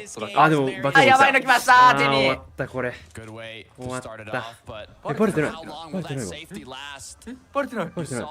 あ、やばい。あ、やばい。逆に流れが。しかもこれギリギリ分かった。起こせたけどさすがにきついな。でもクソ別。いや、片方逃げ持ってかれもない。いや、さすがにか。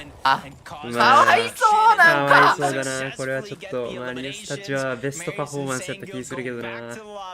ちょっとタイニーたちがこのムーブがうますぎるか。テニーに破壊されてるな。ちょっとさっきから。破壊されてるよね。グリーフバトロワがうますぎるわ、ちょっと。グリーフなのかな。どうなんだ。かぶってはないよ。かぶってはない。いや、もうシンプル判断がうまいんじゃない。やっぱ今のはもうクラッシュパッド使って詰めてきてたから。テニーな、こいつ強すぎるな。強すぎるね。ちょっと絶対刺さる場所判断力がうますぎる。初動の敵倒しただけだったらプラスだったのにテニーが来たせいで世界終わりましたね。最悪の最初バレてなかったの惜しかったよな。復活したバディル。いやけどちょっと焦ってるかこれ対面しに行くのは。お前ね、そんなポイント離れてたっけ。やりに行くの目ではなかったっぽいですけど、どうなんですかね。俺なんかボット出てきたんだけど。生えてきたんだけど。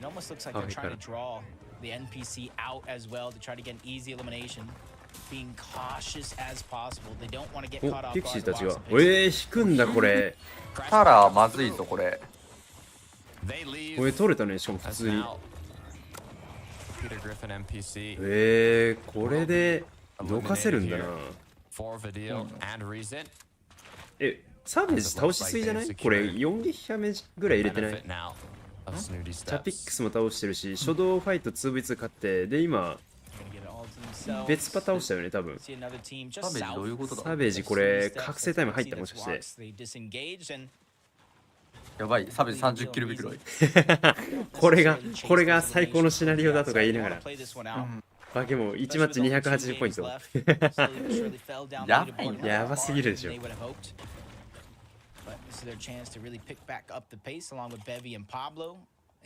っとサーベージのリプレイそろそろ求めてるけどな。起きたわ普通に。あー、これ出た。もう倒した後やな。初動戦ったら玉がすぐ来るこの地下。マジで4人倒してるわ。破壊しきってます。しかもブーガになってる。やばいよそれ。撃っちゃったら。さすがにさすがにか。まあもうサージいらないと思うけどな。ロックオンピストル持ってるね、一応。In theory, 2 first places would get him 200 points alone. He already has 4 eliminations. いやでもちょっと敵が周りにいすぎて、ほとんどこの工場の中から出れてないのはきついな。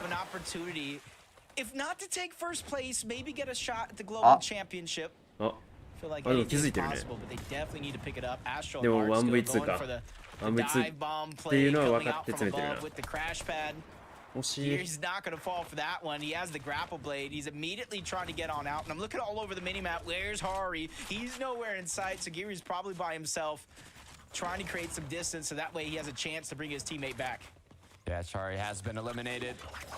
So Kiras is going to have the fortunate item of the grapple blade to try and disengage. Butだいぶ詰めてるね。まあポイント的にもそうやろうし。ここはハイドできそうな気がするけど。これ視点動かしちゃダメなんですよね。ハイドの。あ、そうか、その足音ね。音が本当にこうなっちゃうようになっちゃった。しゃがみの弱体が確かにかなりでかそうやな。結構ハイドしゃがみができないの痛いっすよね。But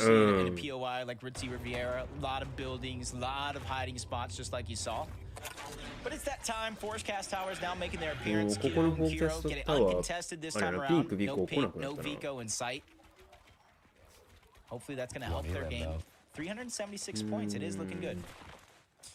Yep, they've secured it alongside that elimination. ザゴーさんのポイントを超えることは、まあほぼ不可能に近いと思うけどな、もうこの状態。言うてマリブカたち、今何ポイントだっけ ?503 ポイントとかじゃなかったかな。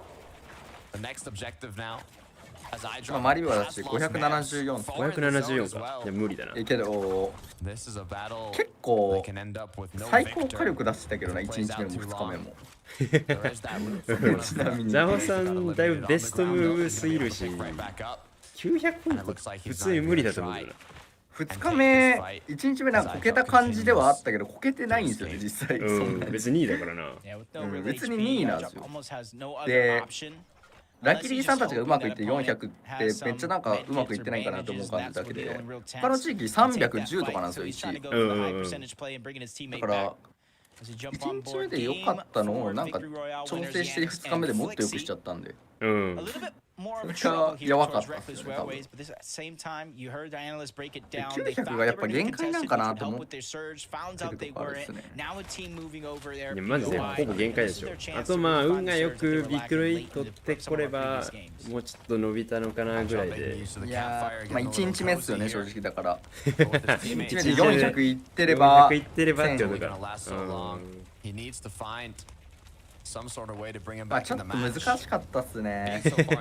いやもう狙ってる発想はグラファン優勝とかじゃないからな。今の話。1000ポイント超えるかどうかというシステムの破壊に対する勝負だから。フォートナイトに勝負しに行ってる。大阪 e スポーツシリーズでもな言っちゃったから1000ポイントいきますよって言ったけどちょっといけなかったんで、ね、謝罪動画それ謝罪する。謝りたいことじゃあライシンズはもう1000ポイントを目指すための立ち回りでライシンズはいや結構あったんですよね。スナイパー2人で持とうとかいう判断も僕は結構スナ抜けるんで持とうっていう判断もあったんですけどまあちょっと最終マッチ77やってたよね。そうなんですよ。最初マッチキル欲しいなってなってあ強い。一番取ってるな。おおしかも相手ケイドやったら上位のチームやな。一桁のチームが戦ってるね今。いやーこの 1v2 の時のこの音はもう逃げます。まあだいぶな、もう相手体勢立て直せてる証拠やから。ああしかも単純マリブカ火力瞬間火力オート2パン強すぎ。2キルヘッド？これヘッドか？いやーマリブカが陽動してそこをメールスタッチが差し込んでいく。これ強すぎるな。これ IQ です。えぐいは釣りプレイだ。移動しようぜっていう雰囲気に見せかけてのちゃんとメルサッチ OK サージ稼ぎに来たのかなって感じの打ち方しつつ、実はスナ後ろで狙ってる人がいますね。これうまいな。狙うスピード速すぎるしな。無理だ。当てた。クイジーの白。ラビッシュレア特有の高台ムーブ。これいいっすね。今回ショートファイトもしてないからな。サージはどうなんやろねこれ。あんまり敵周りに寄ってきてるイメージないけどな。お、サベー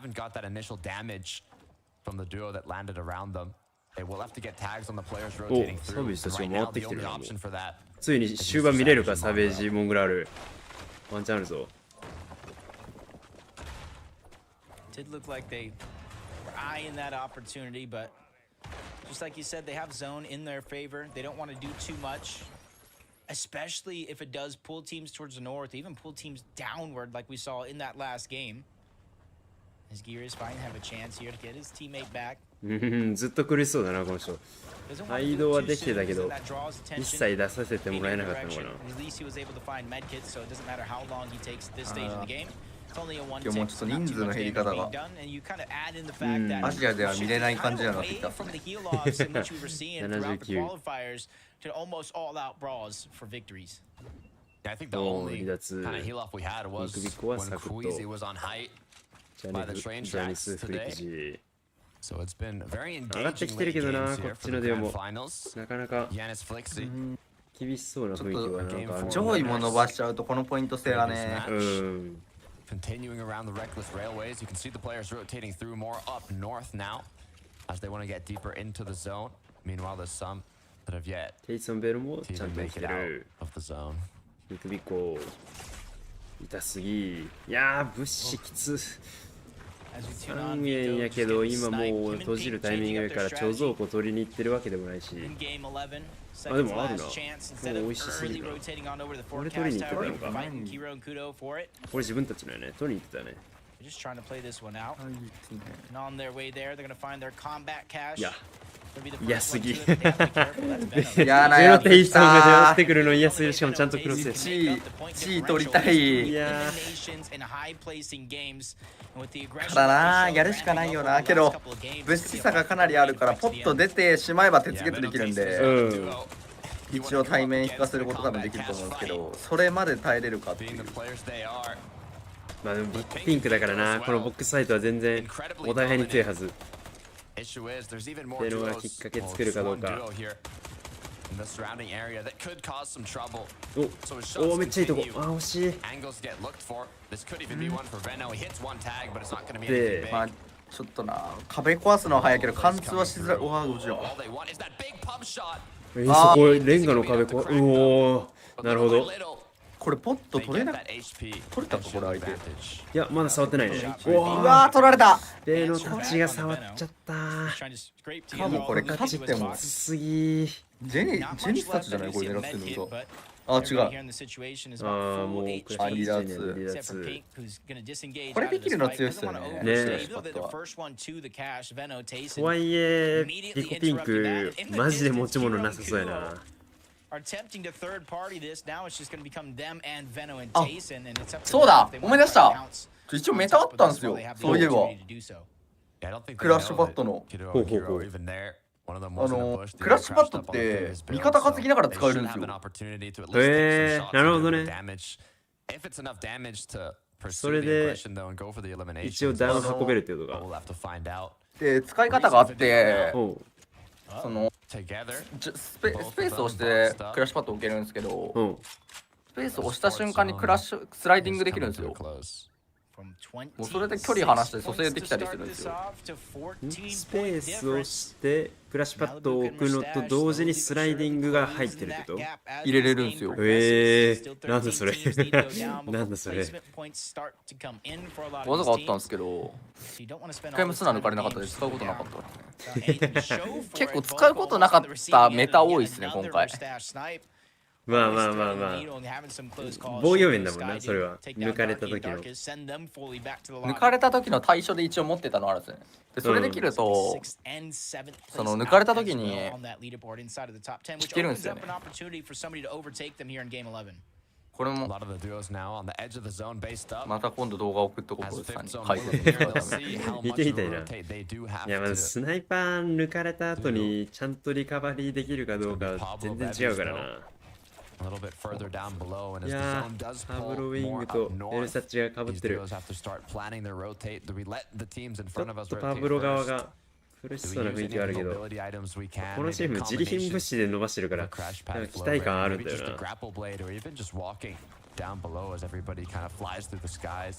な。移動する。ずっときつそうだな。本当にずっとできてない。カードを拾わせてもらってないんかな。拾えてないですね。多分これ左下のバツマークだと拾えてないんですかね。拾えてないと思う。たまにバグってるんだよねこれ。まあけど公式のグラフはないかな。まだ理由としてないってことは、あ、うわー抜くんだ。最後の一発完璧すぎる。どうする？でも隣編集権握ってるよ。編集権は握ってなかったのか。いや、ちょっと食らった。いやー、スナイパーリロードできれば勝てる。もうそれしかない。それしかない。もうこれは。まあでもさすがに相手もここはカード拾って一旦引きたいよな。200以下なんだ。これでさすがにか。今200以下が最低値ってことね。メルスタッチ取られてるね。マリブカソロだ。じゃあ全然けどクイジーアンチだこれ。これクイジーアンチだな。クイジートーマスが。いやしかもマリブカこれきついわ。さすがにきついわ。倒してるけど強すぎたけど周りのヘイトでさすがにこれ1v1 すらさせてくれ。もうワンパーティーついてきてるもんね。ワンチャンこれ海いいかも。来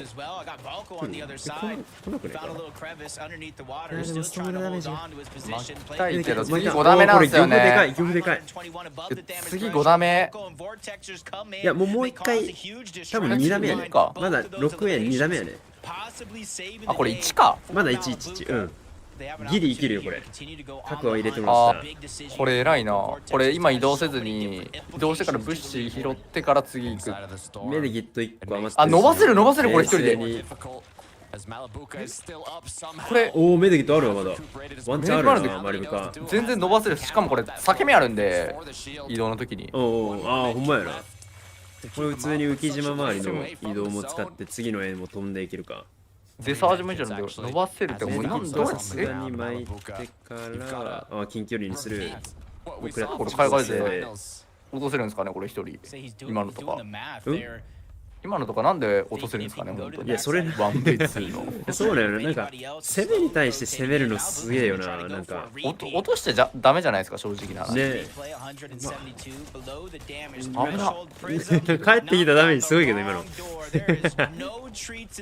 神も来たとか。神も来ちゃった。神設定が落としたんだ。裂け目で。うわこれ伸ばすな。いやこれ伸ばすっすマリブカ。対空さえ打たれなければ。これでも削ったチームネーブズたちだったらこれマリブカの着地ずっと追ってくるけどね。どうだろう。いやさすがに来ないか。さすがに来んか。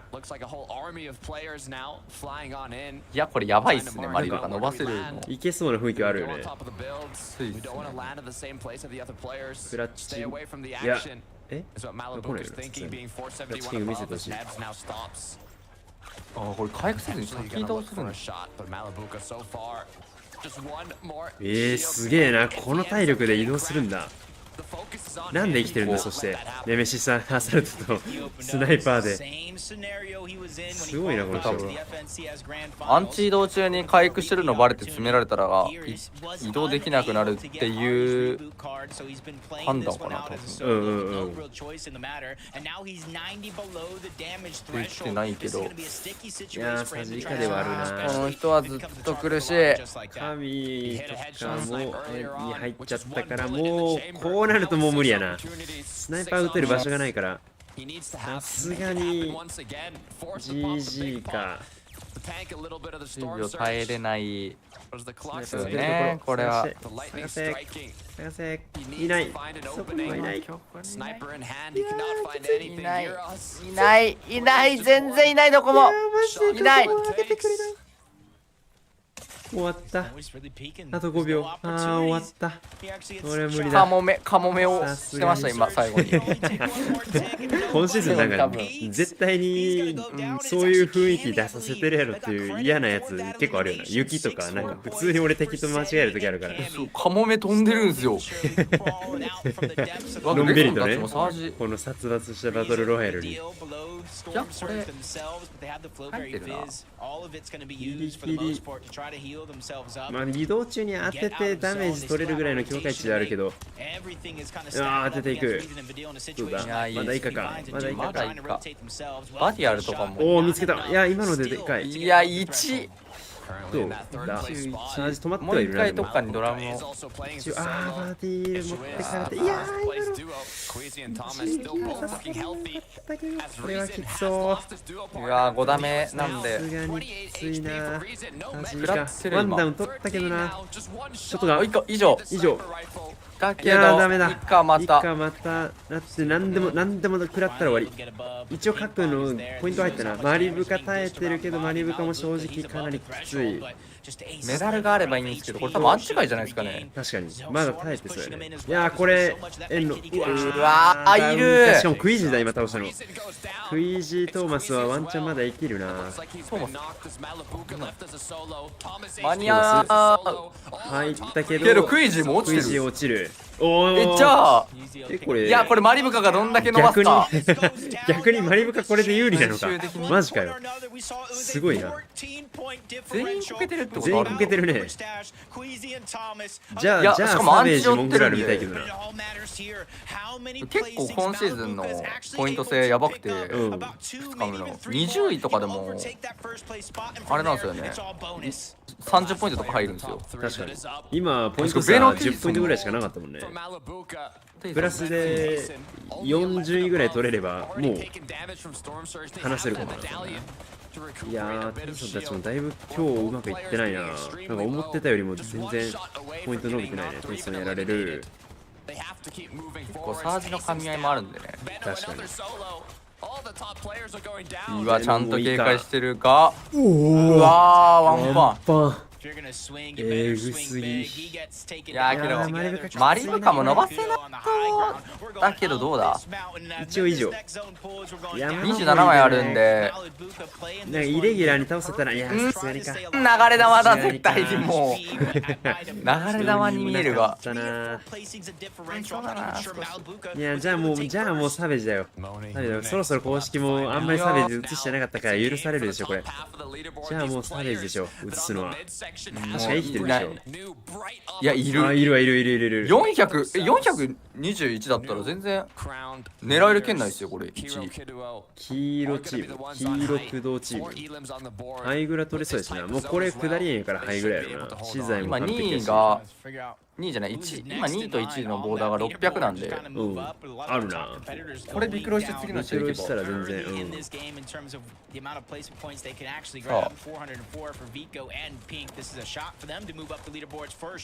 ビコピンクもこのマッチでワンチャン1位届くまで伸ばしておきたいところではある。ピンクこれは落下でやられた、もしかして。いや、ビコが頑張るしかない。いや、そろそろサベージ。マジそろそろサベージ。めっちゃいいよ、めっちゃいいよ。2人でフルヘルスで移動できてるよ。はい。いや、クラッパか。今のは多分クラッパで前進んだから。まだ中段っぽさはあるな。ハイドロップ。めっちゃ頑張ってる。いや、サベージ見ていいよ。サベージ見ていいよ、さすがに。ポイントは。さすがに誰にも言われない、これは。アイドロップもきついけどな。400ポイント台のチームをずっと映してるね。だけど全部あるからな、400ポイント台。このポイント制だったらビクロイするだけで150ぐらい入るんですよ。普通にやってても4キルビクロイとかで、しかも今回上位ほとんど足止めてるし、なんで130とかいくんで、これ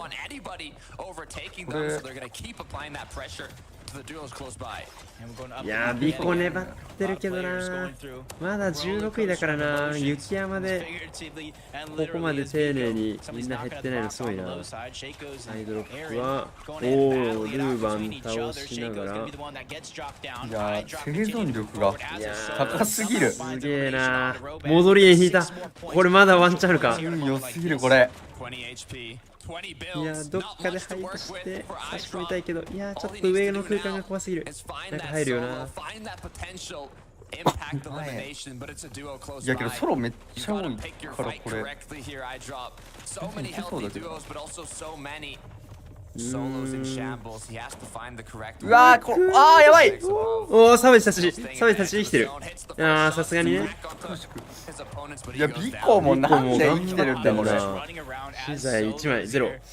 About 5 of them to be exact. Vico being one of them. Without builds, he's kind of forcing himself lower and lower, especially with the zone moving. いやけどチーム結構ローグラ来ないんですよ。ここで惜しいな。ハイグラ取ってるこれ。やっぱりちゃんと取ってるね、黄色チーム。こ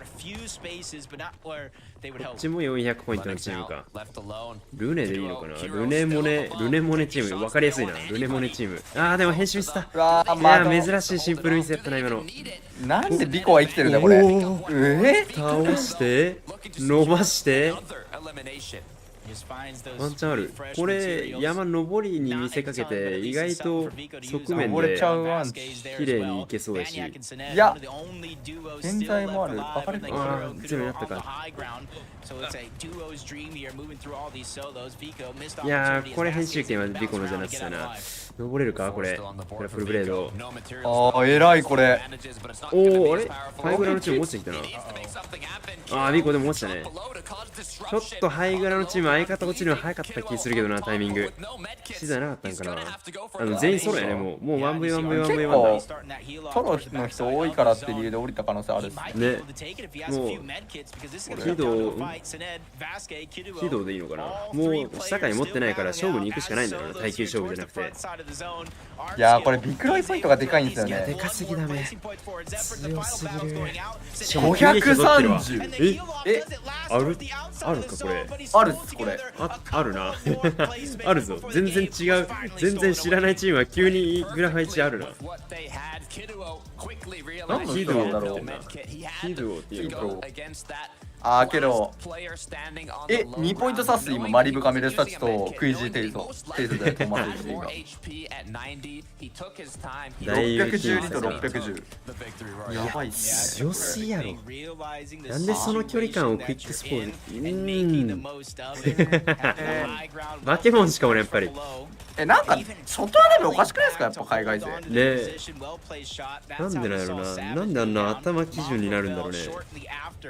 いやラストマッチだな。ラストマッチだね。いや全然わからなくなっちゃったな。もう2択かなと思ってたけど、もう5択4、5ぐらいまでありそうじゃない。ランキングちょっと見たいけど、黄色と黄色デュオ、黄色黄色デュオ、マジ初めて聞いたけどな俺。今日強いんですかね。ねえ、どこ降りてるかもしらんわ。ロシア勢だ。ロシア勢っていうだけでもうだけで強い。なんかロシアマジで強いね本当に。毎回グラファ1位いるやん。Thank you so much, メリッ Mikasa ト and 君とかと組んでるっすね。 What a game. It was so exciting to see some of the names that perhaps we haven't got to talk about over the weekend. 強い人 Surge to the top, the mid ground and the low ground. クレモサなのかな。 and Kajiro, they did clutch ロシア that とド high イツのデュオ ground. だ。もう最強だ。 And then Kajiro himself 珍しいなでもロシアとドイツはだいぶ珍しい。ドイツアイジェルやばいからな。 of the semi-finals. But I've been waiting to see them have a performance プレスセントエリミネート出ないのなんか本当に珍しいな。いや、ラストマッチに全部かかってるぞ、これ、クイジーも。ね、マリブカも。知らない人が上位行くと選手批判はね、まあどうしてもつきものやろな。水井さんだってなんかチート疑われとったからね。強すぎて。まあちょっとスイジー、まあけどスイジーのおかげでロシア勢だからっていうあれがね。そうそうそうそう。担保がね、なぜか生まれる。知らない人、なんか知らない人が上位だった時に、ロシア勢だった時に、あ、ロシア勢ならいいかってなるね。なるんだよね。パワーラン17位なんだ、EU で。それは普通に高いな。ヒーロー。ああ、だから結構、普通に海外だと有名、海外だと有名ってパターンの人かな。ああ、そうっぽいな。結構海外だと有名なデュオっぽいっすね。ロシアであんまり YouTube 回ってこないからね。YouTube そもそもやってないからな。ロシアってあんま YouTube、まあ言うてしまえばアメリカとロシアだからな。ツールが違うんだろうね。でも言うてか、言うて1位と2位か。すごい、8話で伸びるんだ。確かに。この最終局面に来て80位伸ばすのもすごいけどね。いや、クイジーたちマリブカにかぶせるかかぶせないか。逆に勝ってるが、まあもう2ポイントなんてもうミリ単位だからな。2ポイントとか 1.5 倍の世界ではもうゼロに等しい。ゼロに等しいね。どうだろう。一応どっちもフリーだよね、今のところ言うたら。フェンシングかぶってるのかなとは思うんやけど、あんまり構成はしてないから、もうワンパかぶり分け分け物資構成やろうし、まあ行くとしたらマリブカ側がラビッシュレアに行くパターンになるのかな。ケイヒナさん320、ナイスパーありがとうございます。キリュウはフリクジーの前のそれならちょっとだけ見たことあるのかもしれんな。フリクジーはちょっとだけ昔なんか名前を聞いたことあったから、なるほどね。まあ、ちゃんと EU も強い量がどんどん発生してってるんやな。いやもうでもやっぱもうここだな。マリブカメルサチデオかクイジートーマスデオか、泣いても笑っても初めてのグランドファイナル獲得者がここで出てくる。特にトーマスはもう常にもう3年間以上 FNCS1 桁を取り続けてる選手やからな。悲願オブ悲願やろな。ね、どっち勝ってもいいよね。熱いんだよな。いや、これはマジで熱いな。いや、どっちも初めてのグラファ1位だから、まあ2チームと正直世界戦に行くって意味では硬いけど、全然多分マリブカもトーマスもこのグランドファイナル1位は意味合いが違うだろうな。一番熱いなこれ。ね。圧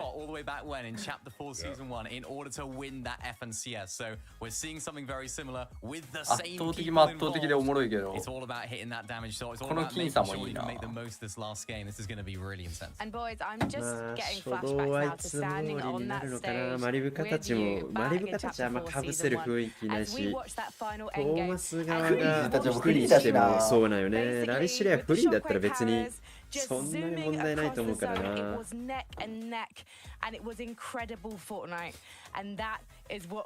どっちもかぶせなさそうね。どっちもかぶせないパターンが基盤になりそうじゃない。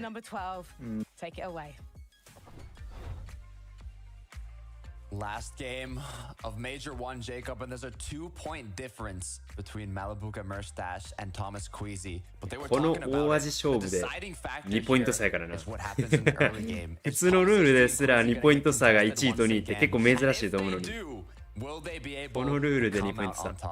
Yeah, that's gonna be the big question we're asking ourselves. And with 2 points that's less than an elimination. That's less than half of an elimination overall. So when you see each other getting eliminations in the feed, it almost motivates you to have to push yourself that much further. Malabuka, we're fighting history. Queasy, Thomas, fighting history. No matter what happens here in this FNCS, I'm just proud to say that history will be made. Levin broke it down perfectly. This would be Queasy's third FNCS title, each time with a new duo, and not only that, the new duo being their first FNCS title, and I think Thomas HD might be the most deserving one yet to secure that, being the world's, well, having the most top 10s in the world. そう、別のパーティーが被せる説あるよな。あとトーマスとクイジーに被せてたチームがうまくいかなくて、その別の場所に変えたけど、そこでもうまくいかなかったらまた帰ってくる可能性もあるからな。あ、でもフリーだ。フリーだ。けど俺クイジー勝ったらあれじゃないですか。4回目ぐらいじゃないですか。うん、クイジーはめっちゃ優勝してるよね。トリオの頃から強いイメージあるからな。メルスチャ2回目ぐらいかな。うん。2回目か。2回目ぐらいと思う。メルスチャって言った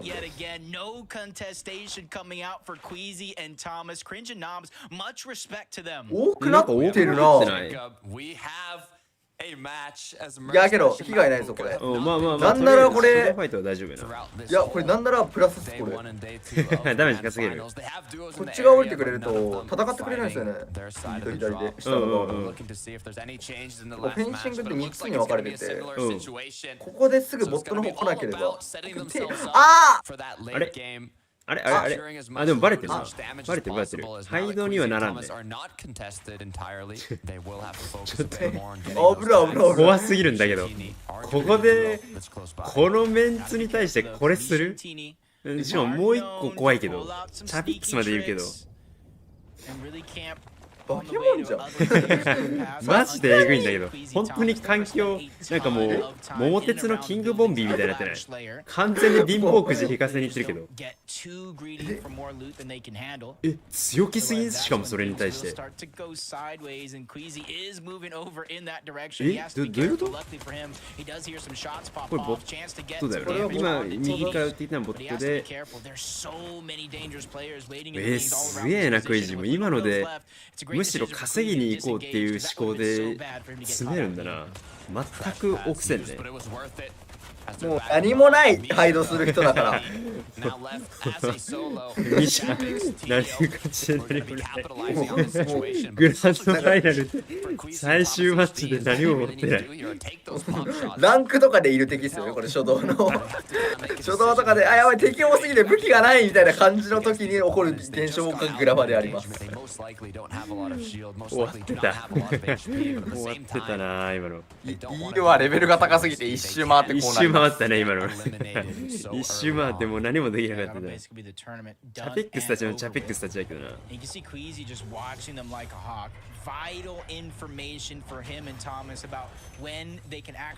まあけどラスマこれ2パーティーともメダル持ってるんで、それが怖いとこっすね。メダル持ちっていうので寄ってくるんですよ。ここのパーティーが1位っていうので。結構3位の人とかも狙わないといけないんで。確かに普通にスナイパーとかやったらな、ある程度ノーリスクで狙えるしな。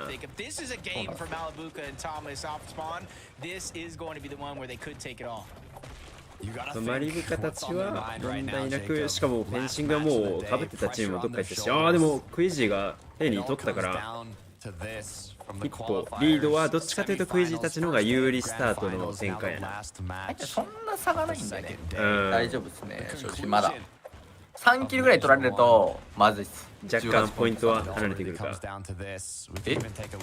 そんな美味しいキルなんだあれ。いいな。こっちも気になるよな。これどこに降りてるんだ。ここなんだ。雪山の100タンポジか。でロックオン持って雪山から敵さが、あ、これ偉っ。これマジ偉いっす。これ下にグライダー、これ多分一番高い雪山からグライダーで敵索敵してロックオンで撃つ。ピン刺してる。めちゃくちゃ安定。それ常にいってる。ネブゼが別パやね。それを距離取ってロックオンを遠くから撃つ。ロックオンか。ね。これ安定する。すごいね。このサージ稼ぎは。結構サージ稼ぎの仕方が見どころなとこあるですね、今シーズンは。割とみんないろんな稼ぎ方してる。レパートリーあるんで結構。まあ昔はな、もういいポジションで点打ちをするっていうのはもう定番すぎて、なかなか場所の強さが光ってたぐらいやけど、今シーズンはチームによって対面でサージ稼ぐだったり、エンフォーサーで頑張る点打ちしたり、グラップラーで離れて2人で違うところで打ったりとかあるんで、それ結構おもろいですよね。さあここはいつも通りやりやっております。おお、火力高すぎ。ミドコンで出しちゃダメなんだよな、このダメージは。同打ち100カットすらできへんけど、なんであれでいや、このポイントが出るのいいな、この敵と対面してる時の。どっちもちょっと上振れ欲しいみたいな感じやもんな。だけどこれやばいのがいます、レックレスに。レックレスなんか潜んでる。ハイドっぽいな。なんか火薬自販機周りでハイドしそうやね。うわ、刺さるか。刺さりそうな雰囲気あったね今。こまな入ってたらな、今頃580とか言ってたんじゃないですかね。100 points, Jacob, you said it. That's what the victory royale can get you today with 6 points per elim. We've seen it happen before these massive matches. あ、これあれや、予測塔のあれ取りに行ってるわ。多分まだボットが倒されてないから急いで予測塔を取ってワンチャンカード取れないかなっていう感じだと思うけど、あ、バデルバデル落ち着いて。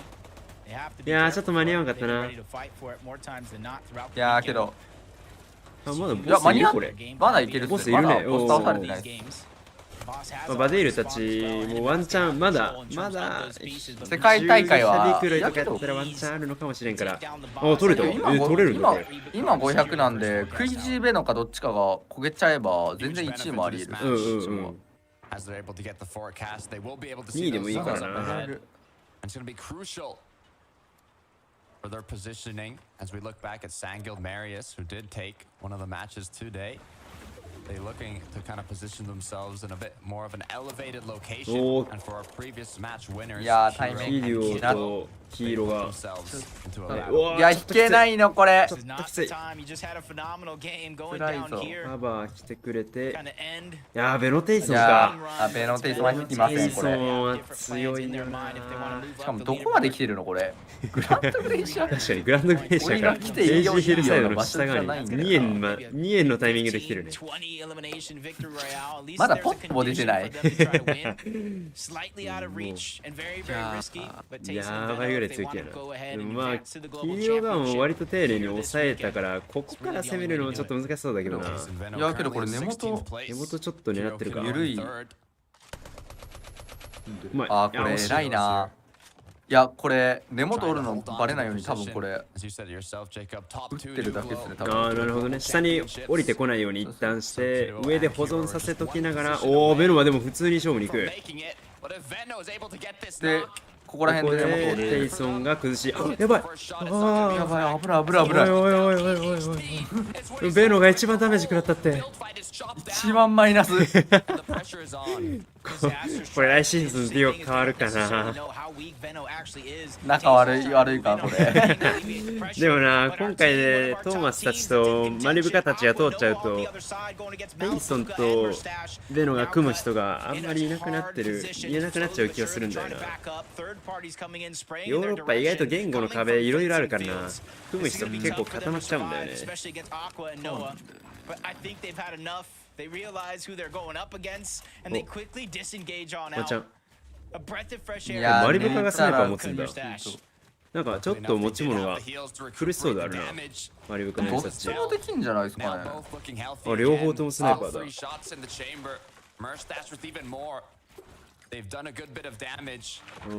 回復も資材も若干まだ苦しい。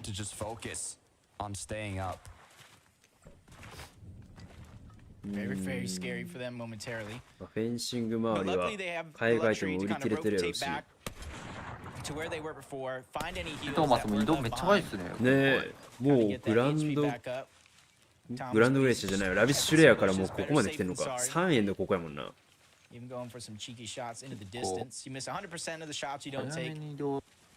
ぱこれ周り的にない時になるんですよね、結構。あんまり打てそうなチームはいないね。まあ初動でちょろっとダメージは取れてるとはいえまだ足りてなさそうだけどな。トーマスのスナイパー次第すぎるとこはあるか。めっちゃ探してる。でもガチでいないな。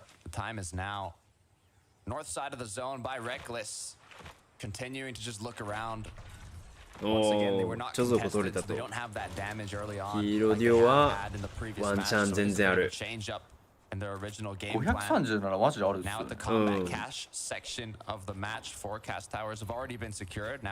あトップ5だよな。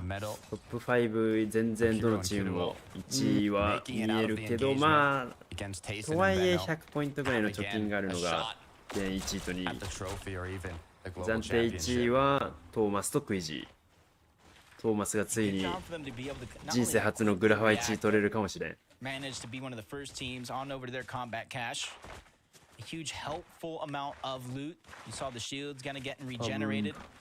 パブロウィング全然1位して取ってるし、especially with the way Storm Surge has been doing damage to some of these teams.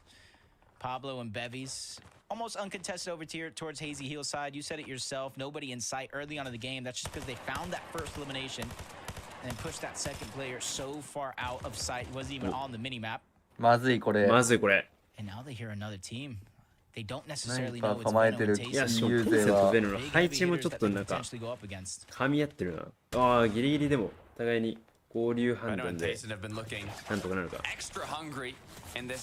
うダブルキーしてるな。ねえ。正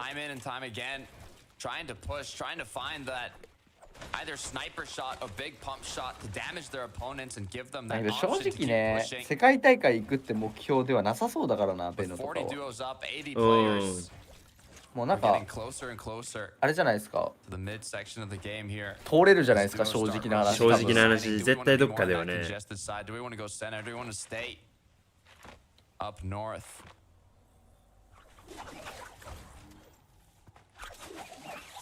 10枠だったっけラスト。3回目。EU はそんぐらいある。なんかバグってない？なんかリプレイがあ、これレックレス破壊されます。来シーズン終わりました。いやでもこれあれスヌーティーとかでも起きてたからマジあるんだよ。なんか新しい建築物タイプの全部投下する。クラッシュパッドジュニアでやばいやばい、これ狙われたメダル。これメダル持ってるからっていうのはあるんですね、多分。ああ、なるほどね。ファイトにどうせ行くんだったらメダル持ちにメダル持ちやりてえなみたいな。500ポイントぐらいの人が結構やったりするんですね、多分。危な。まあまあまあ、でもここはうまく逆にクラッシュパッドで逃げ切れて。いややべえ。2方向、しかも神設定。やばいぞこれ。普通に。いや惜しい。いや今シーズンこれが難しいからな。ああ、どういうゲームしてんだこれ味方。これ味方すなのいたか。あ、行くんだ。行くんだこれ。メンタルが。行くのにしかも。じゃあ神と 1v2 行くんだ。ってなると木島降りないといけないから取れる。なんに倒してるわ神。いや倒すんだ。いやけど避け目で逃げるはず。さすがに逃げられるけど、まあでも全然やれてんだ。問題ないな。何やったのね。神落下でやられたんかな。いやだいぶえぐいけどな、やってるムーブ。降りたんじゃないですかね、マリウカ今。普通に降りて倒したのかな。いやトーマスたちもけど安定してるけど、まあけど今の11であれか差もまた同じになったっていうか、状態的にはまだトーマスたちの方が持ち物は綺麗やな。やばいな、本当に1順位で変わるからな、2ポイントは。どっちがマジでもう今のところどっちが最後まで生き延びるかゲーミングやな。いや、バディールとオレゾンもな。ここはなんとかやりたいけど。あ、スイージさんだ、相手。うわー、スイージ強いぞ。スイージは強いぞ。いけ、ここはスイージさん応援したい。いけ、バディールたちを倒すんだ。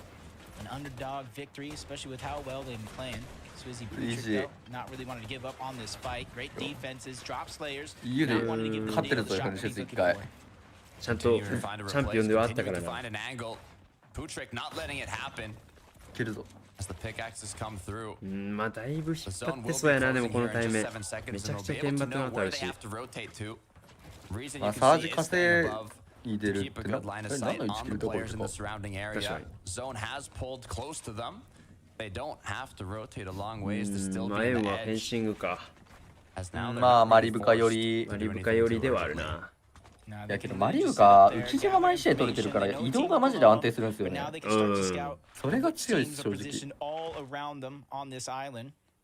So that when they finally do make a rotation, maybe even in the next zone after that, it gets a pool, not in their favor.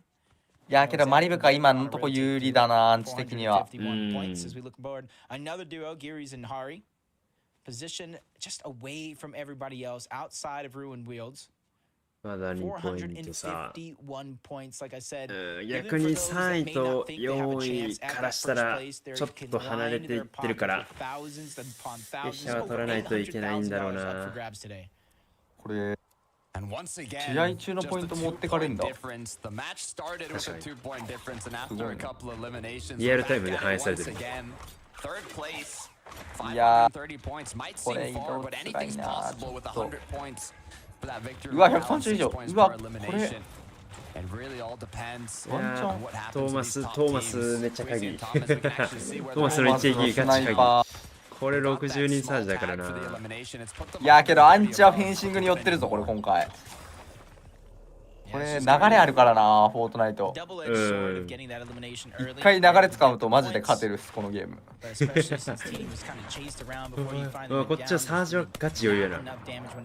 さすがの浮島。ダブ撃してるからな、ラストマッチしかも。すげえ怖いけど。Even getting into a close engagement versus the team, they're well above the damage threshold. いやてかフリーで取れてるのやばいですよ、木島はこれ。もうワンパぐらいいてもおかしくないですけどね。資材もだいぶ復活してるし。このアンチ入ってるんで次の移動がめちゃくちゃ楽だし。37以上。うわー、トーマスたちだこれ。トーマスたちの方が次は苦しくなっていた。さすがにきついか。以下になるぞこれは。中いるかどうか。把握して、あとあれか、ジャンパーがあるかどうか見てるのか今。壊されてそうやな。いやー、マジかなるな、これ。裏でなんか食らってるチームいるな。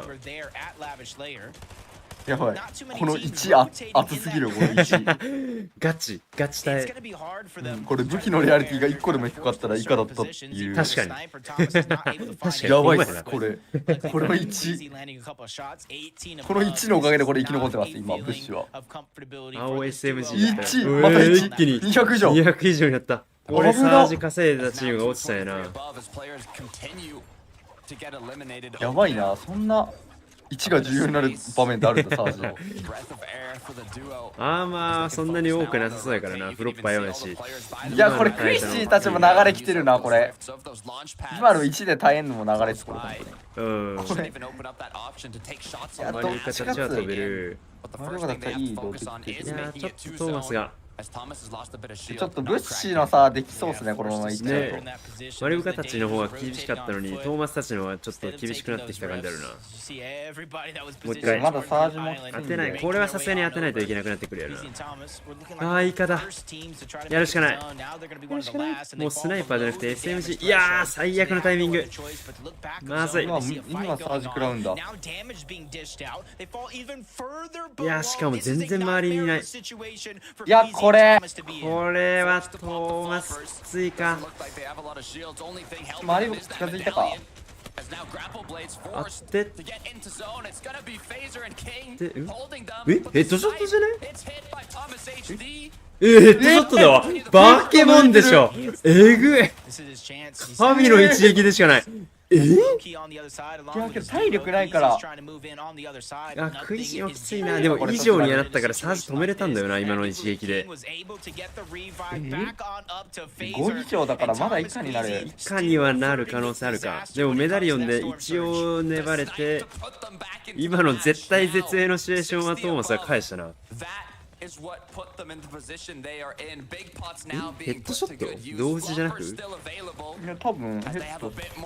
そうだよね。おお、いっちゃう。最高のメンタルだ。これがオートショットガン。あ、でもやばい。さすがにやばい。ああ、これはまずい。入んなければ。トレードなら全然美味しいけど。ダメージ取れてるから全然トレードなら美味しいけど。しかもこれ、フェザー別パーティーに落とす。最悪だ。これポイントクイジーたちに入ってそのまんまクイジーたち生き延びちゃった。えぐすぎ。ないからきつくもなんか下回もあるから150安定していけるから。一旦体力150にはなるな。いけるけど、マリブカたちの安定感がな、ちょっと今。いや、やばいクイジーたち。今の超えれるんだな。渾身の粘り発揮してる。すげえな。選択肢ほぼなかったけど。これ生き残れるんだったらもうね、優勝してもおかしくないぞこれ。普通に一番厳しいシチュエーションだったけどな。いやけどまだ厳しいんだよな。ブッシュも触れてないからな。詰めてるチームが多いから丁寧に立ち回りたい上位勢がサージの境界値全員厳しそうやね。アリブカメルスタッチは生きてるね、生きてるし、どれくらいなのか気になるな。いや、つえわ。アサルトだ。ミシックアサルトがちゃんと強い。トーマスたちは5以上で食らってるか。これは一応メダリオンでまた我慢してるけど、さすがにまた行くしかないって感じやな。あ、でもサージ食らってるチームいるな、正面。パブロウィングだしかも。トーマスたちさっきから1とか5とかで一生サージ耐えてるの強すぎるこれ。我慢力高いな。しかもこれ頭いいのか多分社会多めに持ってるんですよねこれ。メディキこれのおかげで多分シールドなしでいってるんで死なないんですけど、メダリオン渡しちゃってるからな。クイジーはもう進んでるね、止まらずに。いや、しばため合流できるか。いや、きつい。これついてくるな、多分。これはさすがに入ってくる。今日やれ？でも相手も結構きつい。拾えない。なんとか触った。いや、でもサージカだ。この円閉まるともうきつい。もう終わる。このタイミング当てちゃいたいな。当てたいけど今のちょっとな、移動に時間かかったから。クイジー当てにいったかこれ。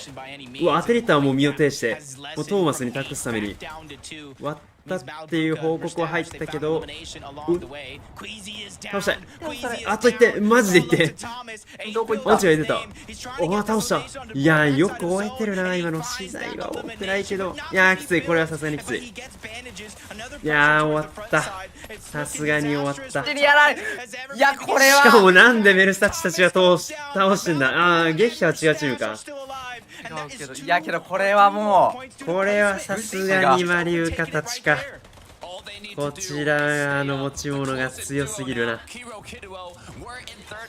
ここで事故ってどっかのチームがなんかワンパンかける2みたいなしないと。いやー、うますぎ。2人狙っちゃうんだよな、ここで。なんだよな。でもここのティも全然ただワンチャンある。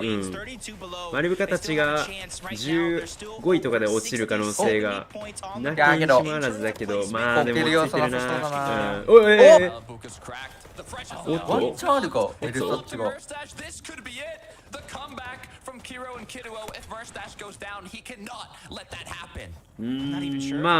まあでも一人で丁寧にいけば1桁順位は硬いぐらいの形にはなってるから、これはまあとりあえず1位はほぼ確定まで来たな。やべ、やばい、終わった。いや、耐える。段差変えれたら、いやー、あるか。ストームが無理だ。うわ、これもしかして逆転あるか。これ黄色デュオがもしかしてミクル取ったら630ぐらいですよね、確か。630ぐらいやった。あるぞこれ。650かな。いやでもたまったもんじゃないこれ。まあ月謝がいる気もするけど、いやこれ順位入ってないんですよ。で確かトップ10と2位で30ポイント、いや40ポイント差ぐらいあるんですよ確か。いやけどでも落とされたな、相方シーズン0やね、黄色も右落ちてる。なんかなんかあるんだけど。メデキュート。でも資材がサイフォン5枚しか引けなかったね。やばい。やめの子うまい。いやメデキットもこれ武器になってた。拾った。メデキ拾えてたら結構熱かったが。バレたか。バレてない。いや一人でそれぐらい伸ばせるから本当に。中に気づいてる。いやちゃんとヘッショなんだよな。そしてやばい、あるぞ。グレードで一旦伸ばして8位。いやもっと伸ばしたい。2位までいけばすぎるが伸ばしてはいる。でも結構ソロ多い。落ちてくれるはず。いやでも1個上のセカンドローがデュオ2チームいるのきついな。いや正面これ2人だ。いやさすがにか。さすがにきついか。あとはアンデレックス。最後のマッチ帰ってきた。一番頑張ってた。デイ2一番頑張ってたチームが帰ってきた。マリウスチーム。テニーに世界破壊されたからな。テニーがクイジーに成敗されて、それのおかげでマリウスが得してる。これアンデレックスたちもな昔から強いから頑張ってほしいけど、1v1v2v2 だから3位狙いになるな。我慢。これはきつい。前相手耐えてもきついか。でも1陣増えたね。まあ3位だから十分耐えたな。2v2これはちょっと分からんけどな、正直。上か下かで言ったら上の方が有利に見えるけど、下は下で建築で正直耐久までいけるし。メデキット3か。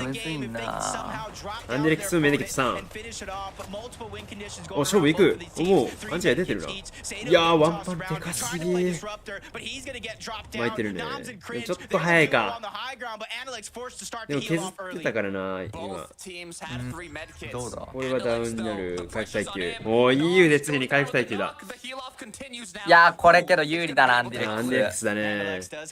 これはギリギリ巻き切れたのがアンデレックスのがあとコスが1個多い。僕らメデキ増えた。いやこれ巻ききれないんじゃないこれ。邪魔されてけど。確かにこれ止めたら OK か。いや惜しい。ワンパンチ狙ったけどちょっと丁寧すぎたか。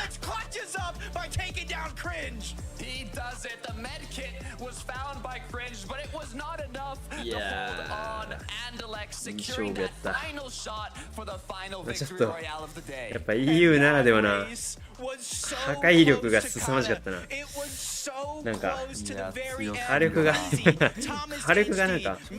なんかやばかった。そこ死ななそうだなみたいなとこ全部来るんだなちゃんと敵に。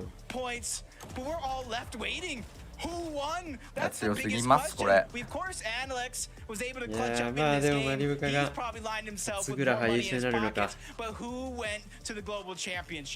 That's the big question. Two teams from today are booking their tickets to the global championship. リクロイはアンデレックスと、そこの相方の人をセッティと俺一回間違えてたよな。セイト出たね今。セイトね。公式で発音覚えていかないといけないからな。むずいんだよね。セイトね。さあ最終結果、まずは優勝者発表からね。で EU は2位まで、グランドファイナルの2位までは世界大会に行ける権利を得れるんで、2位も大事。as we went into game number 12, and now there is just 1 point in it because when you looked at our top two duos, neither of them had the game that いやけどマリブカ安定感強かったな。ねえ、まあ Day2 は全部終盤に行ってたし、全部1桁だった。almost eerie to see some of these names coming back a year later. You have both Thomas HD and Malabuka looking to get their first ever major title.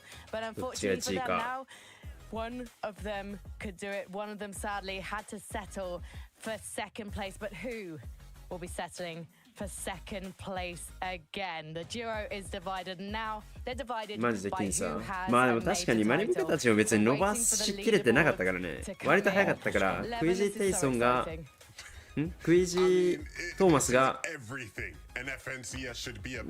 月謝でちょっとあと2ポイントの貯金がねあるから2ポイントの貯金があるからどうなんだろうどんぐらい差あるんだろうな順位 2,30 位ぐらいしか差なかったのかな今の確かにポイント入る前に死んでるからな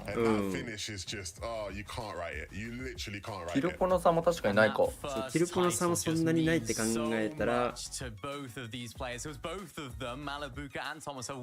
マスたちがキルポがちょっといるぐらいかな多分30位か40位ぐらいそう30位か40位だと12ポイントぐらい差ついちゃうから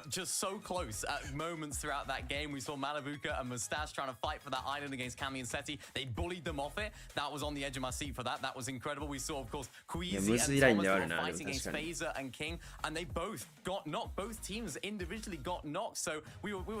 our seats again, trying to think, are they going to be able to get the revive? Is this the moment where they win it? Is this the moment where they lose it? We didn't know. We're about to find out though. We had our own watch party going on in the virtual green room. 人生初のグランドファイナル王者になるのか。And you guys don't need to wait any longer. It's time to see the final leaderboard and who is raising the axe of champions. あ、チャンピオンアクスあるわちゃんと。しゃあマリブカだよね1ポイント1なのめちゃくちゃ僅差じゃん1ポイントこのルールでセイソン違うわマリブカトーマスだよねが上やった2回目じゃね ?2 回目じゃないこれさ前のウィーク1もやってたくらい同じことこれ同じことやってたんですか前回は1ポイントで負けてた終わりやんトーマスそうだよもうメンタル死んでまうでそうだやっぱ前回のハンマー環境あるじゃないですかあん時にメルスタチ・テイソンが605ポイントでトーマス HG マリブカが604ポイントで1ポイント差なんですよで今年も呪いのトーマス起こりましたガチで呪われとるなトーマスこれ呪いでしょ本当にもう多分本当にどうしたらいいんだろうまあもう GG としか言いようがないけどまあ日本来て神社行くしかないですねこれはもうやっぱ神に頼むのも一つはね大切になってくるかもしれんここのさばき方がちょっとマリブカたちはすごすぎたなここで神倒してなかったらマリブカトーマスが2位だったわけだマリブカメルスタチが2位だったわけだから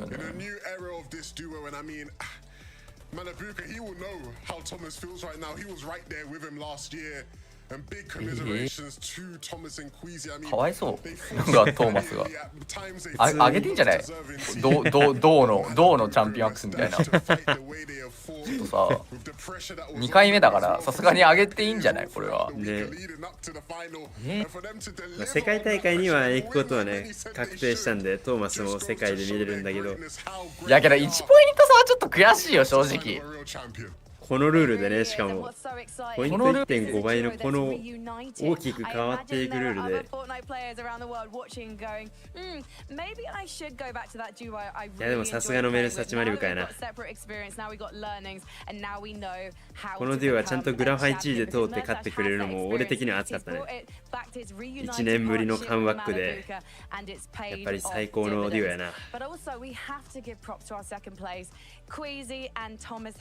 あとあれらしいですよモングラール・サベージとキングが1ポイント差でモングラール勝ってるらしいですワールドカップ子さん同窓会が実は裏でいやマジで欲しいな showing the most dynamic sniping we've probably seen in this game. いやー、この一撃入ってはいるのか。ヘッショかどうかだったのもね、まあでもキングの相方のフェザー抜いたのはエグかったよな。あれなかったらもっと前で死んでるからここだ。これやっぱフェザー普通に体力フルヘルスだよね。あ、ヘッドだ。ヘッドだ。ダメだ。そんなんしちゃったらダメだ。これもうまかったな。いや、1ポイント差は嫌だなに。100ポイント差とかだったらさ、まあ諦めつくんだけど、1ポイント差ちょっと夢に出てくる。もうなんかなんでもいいからね。なんでもいい、本当に。1順位プラスで取ってたら、まあ 1.5 倍だから、必ず1順位上がるにつれて2ポイントは最低でも入るから、マジであと1個順位どっかの誰かが死んでくれてたら勝ってるわけやし。あそこ壁張っとけばとか、あそこ床もう1枚伸ばしとけばとか、全部ね、全部後悔につながるからな。言い出したきりないぐらいのものではあるよな。トーマス呪われてるな、これ。マジで呪われてる説あるよ。多分呪われてるぞ、これ。呪いがある、多分。こんなに EU のグラファ2で残念な話ないよね。2回目はないぞ。こんな偉業を達成してるのに悲しいなんてことあるんだな。トーマスのツイート見たい。なんて書くんだろうね。クイジちょっといいな。ちゃんと強いな。Can I just almost sneakily look ahead to global championships? トーマスのために泣いちゃうよ。なんて言えばいいんだろうって言ってる。クイジは。いや、泣くな、これはちょっと。クイジいつまで強いの？それはそう。なんかガチでいつまでも強そうじゃない？そうそう。21も28いくんじゃない？ジャストロスバイワンポイントにっこりって書いてあるトーマス。もう振り切ってるわ。にっこりだわ。真顔かもしれんけど。17秒前に今起きたところ、また FNCS で1ポイント差で負ける悪夢を見ましたって言ってます。夢だったっぽいっす。さすがに2回目は。いや、かわいそうだな。なかったことに、グラファ2位ですらなかったことにしたいっていう話やろ。もうそういうガチインタビューマリブカだ。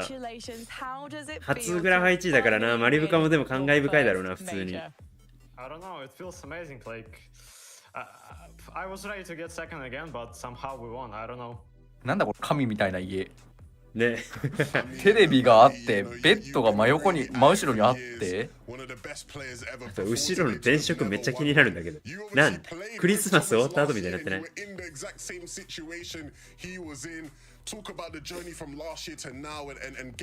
泣こう、これは。普通に泣いてもいいからな。悲願のグラファ1位だからな。ラスマーもっと切りよくしてほしい。本当に1位の人は。ね。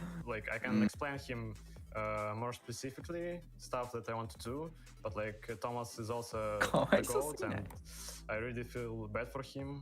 いいな、こういうのアジアでも欲しいな。いや、マジでそうなんだよね。顔出ししてくれる人が増えてるからワンチャンできる気もするんだけどね。冷静すぎる。ね、勝ったのに。なんかあれなのかな、やっぱトーマスと組んでたからかわいそうってちょっと思ってる気するんかな、やっぱりこれも。なんか若干罪悪感もある。もしかして。ちょっとありそう。ちょっとありそうか。一回味わったからさ、マリカも。気まずさはもしかしたら史上最高に気まずいかもしれない。ちょっと喜べないよな、少しこれ。だって前回去年一緒に出てたのに。で1ポイント差で負けた中ではあるからね。で今度1ポイント差で勝っちゃったからね。1ポイント差で負けてから1日目みたいな感じで毎日ツイートするぐらい根に持ってたのに1年後にあるよね。For late game and made all 12 late games, I think. So I think we just played more safely. Malabuka, you challenged Seti and Kami for Rift Island やなんかちょっと悲しそうだもん。マリブカちょっと悲しそう。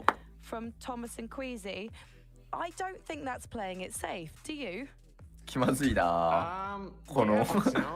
Sometimes you have to go for a risk to get a high reward, you know? So we had to do it. I mean, you got the highest reward possible, mate. It doesn't get much higher than this. Yeah. It don't get much higher than this, man.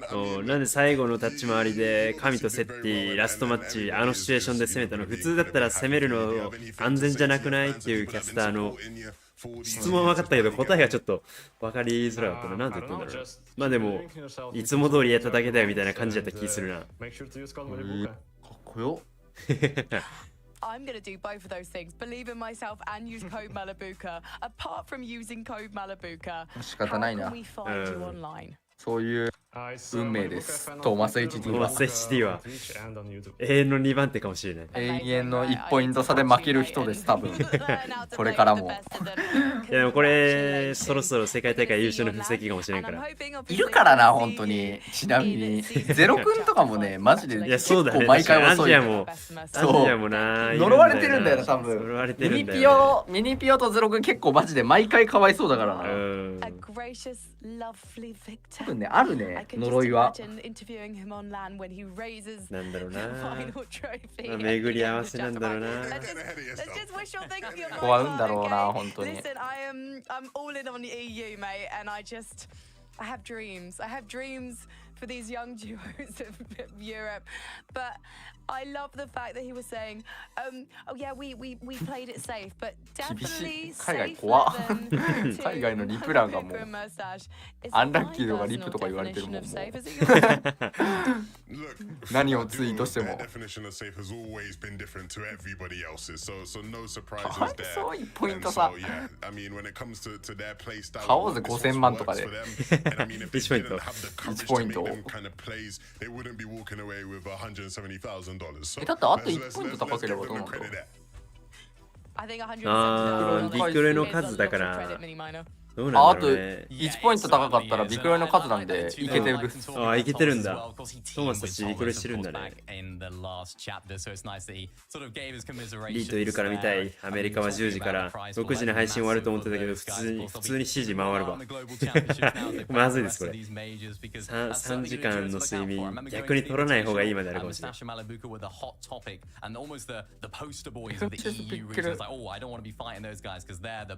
実際にそろそろチャンピオン作るか。じゃあちょっとフォトナつけて僕は寝ます。一旦確認してチャンピオン数。いやどうだいやけどフォトナつけたまま寝て、起きたらなんか画面にあるっていうとこから配信始めます。自作自演サンタムーブそんなことする。そのムーブおもろいけど。皆さんおはようございますということでフォートナイトねって言って見た瞬間画面にチャンピオンクスが映ってるっていうこの起きた時の喜びをやっぱりつけておきたい。もうよりトーマスに対して罪悪感湧くでそれ。起きたら夢だったって言ってる一方で起きたら夢叶ってるみたいな人になってるよ。トーマスマジちょっとかわいそうだな。なんか1回目だったらあれだったのにな。まさか2年連続しかもこのルールで。さ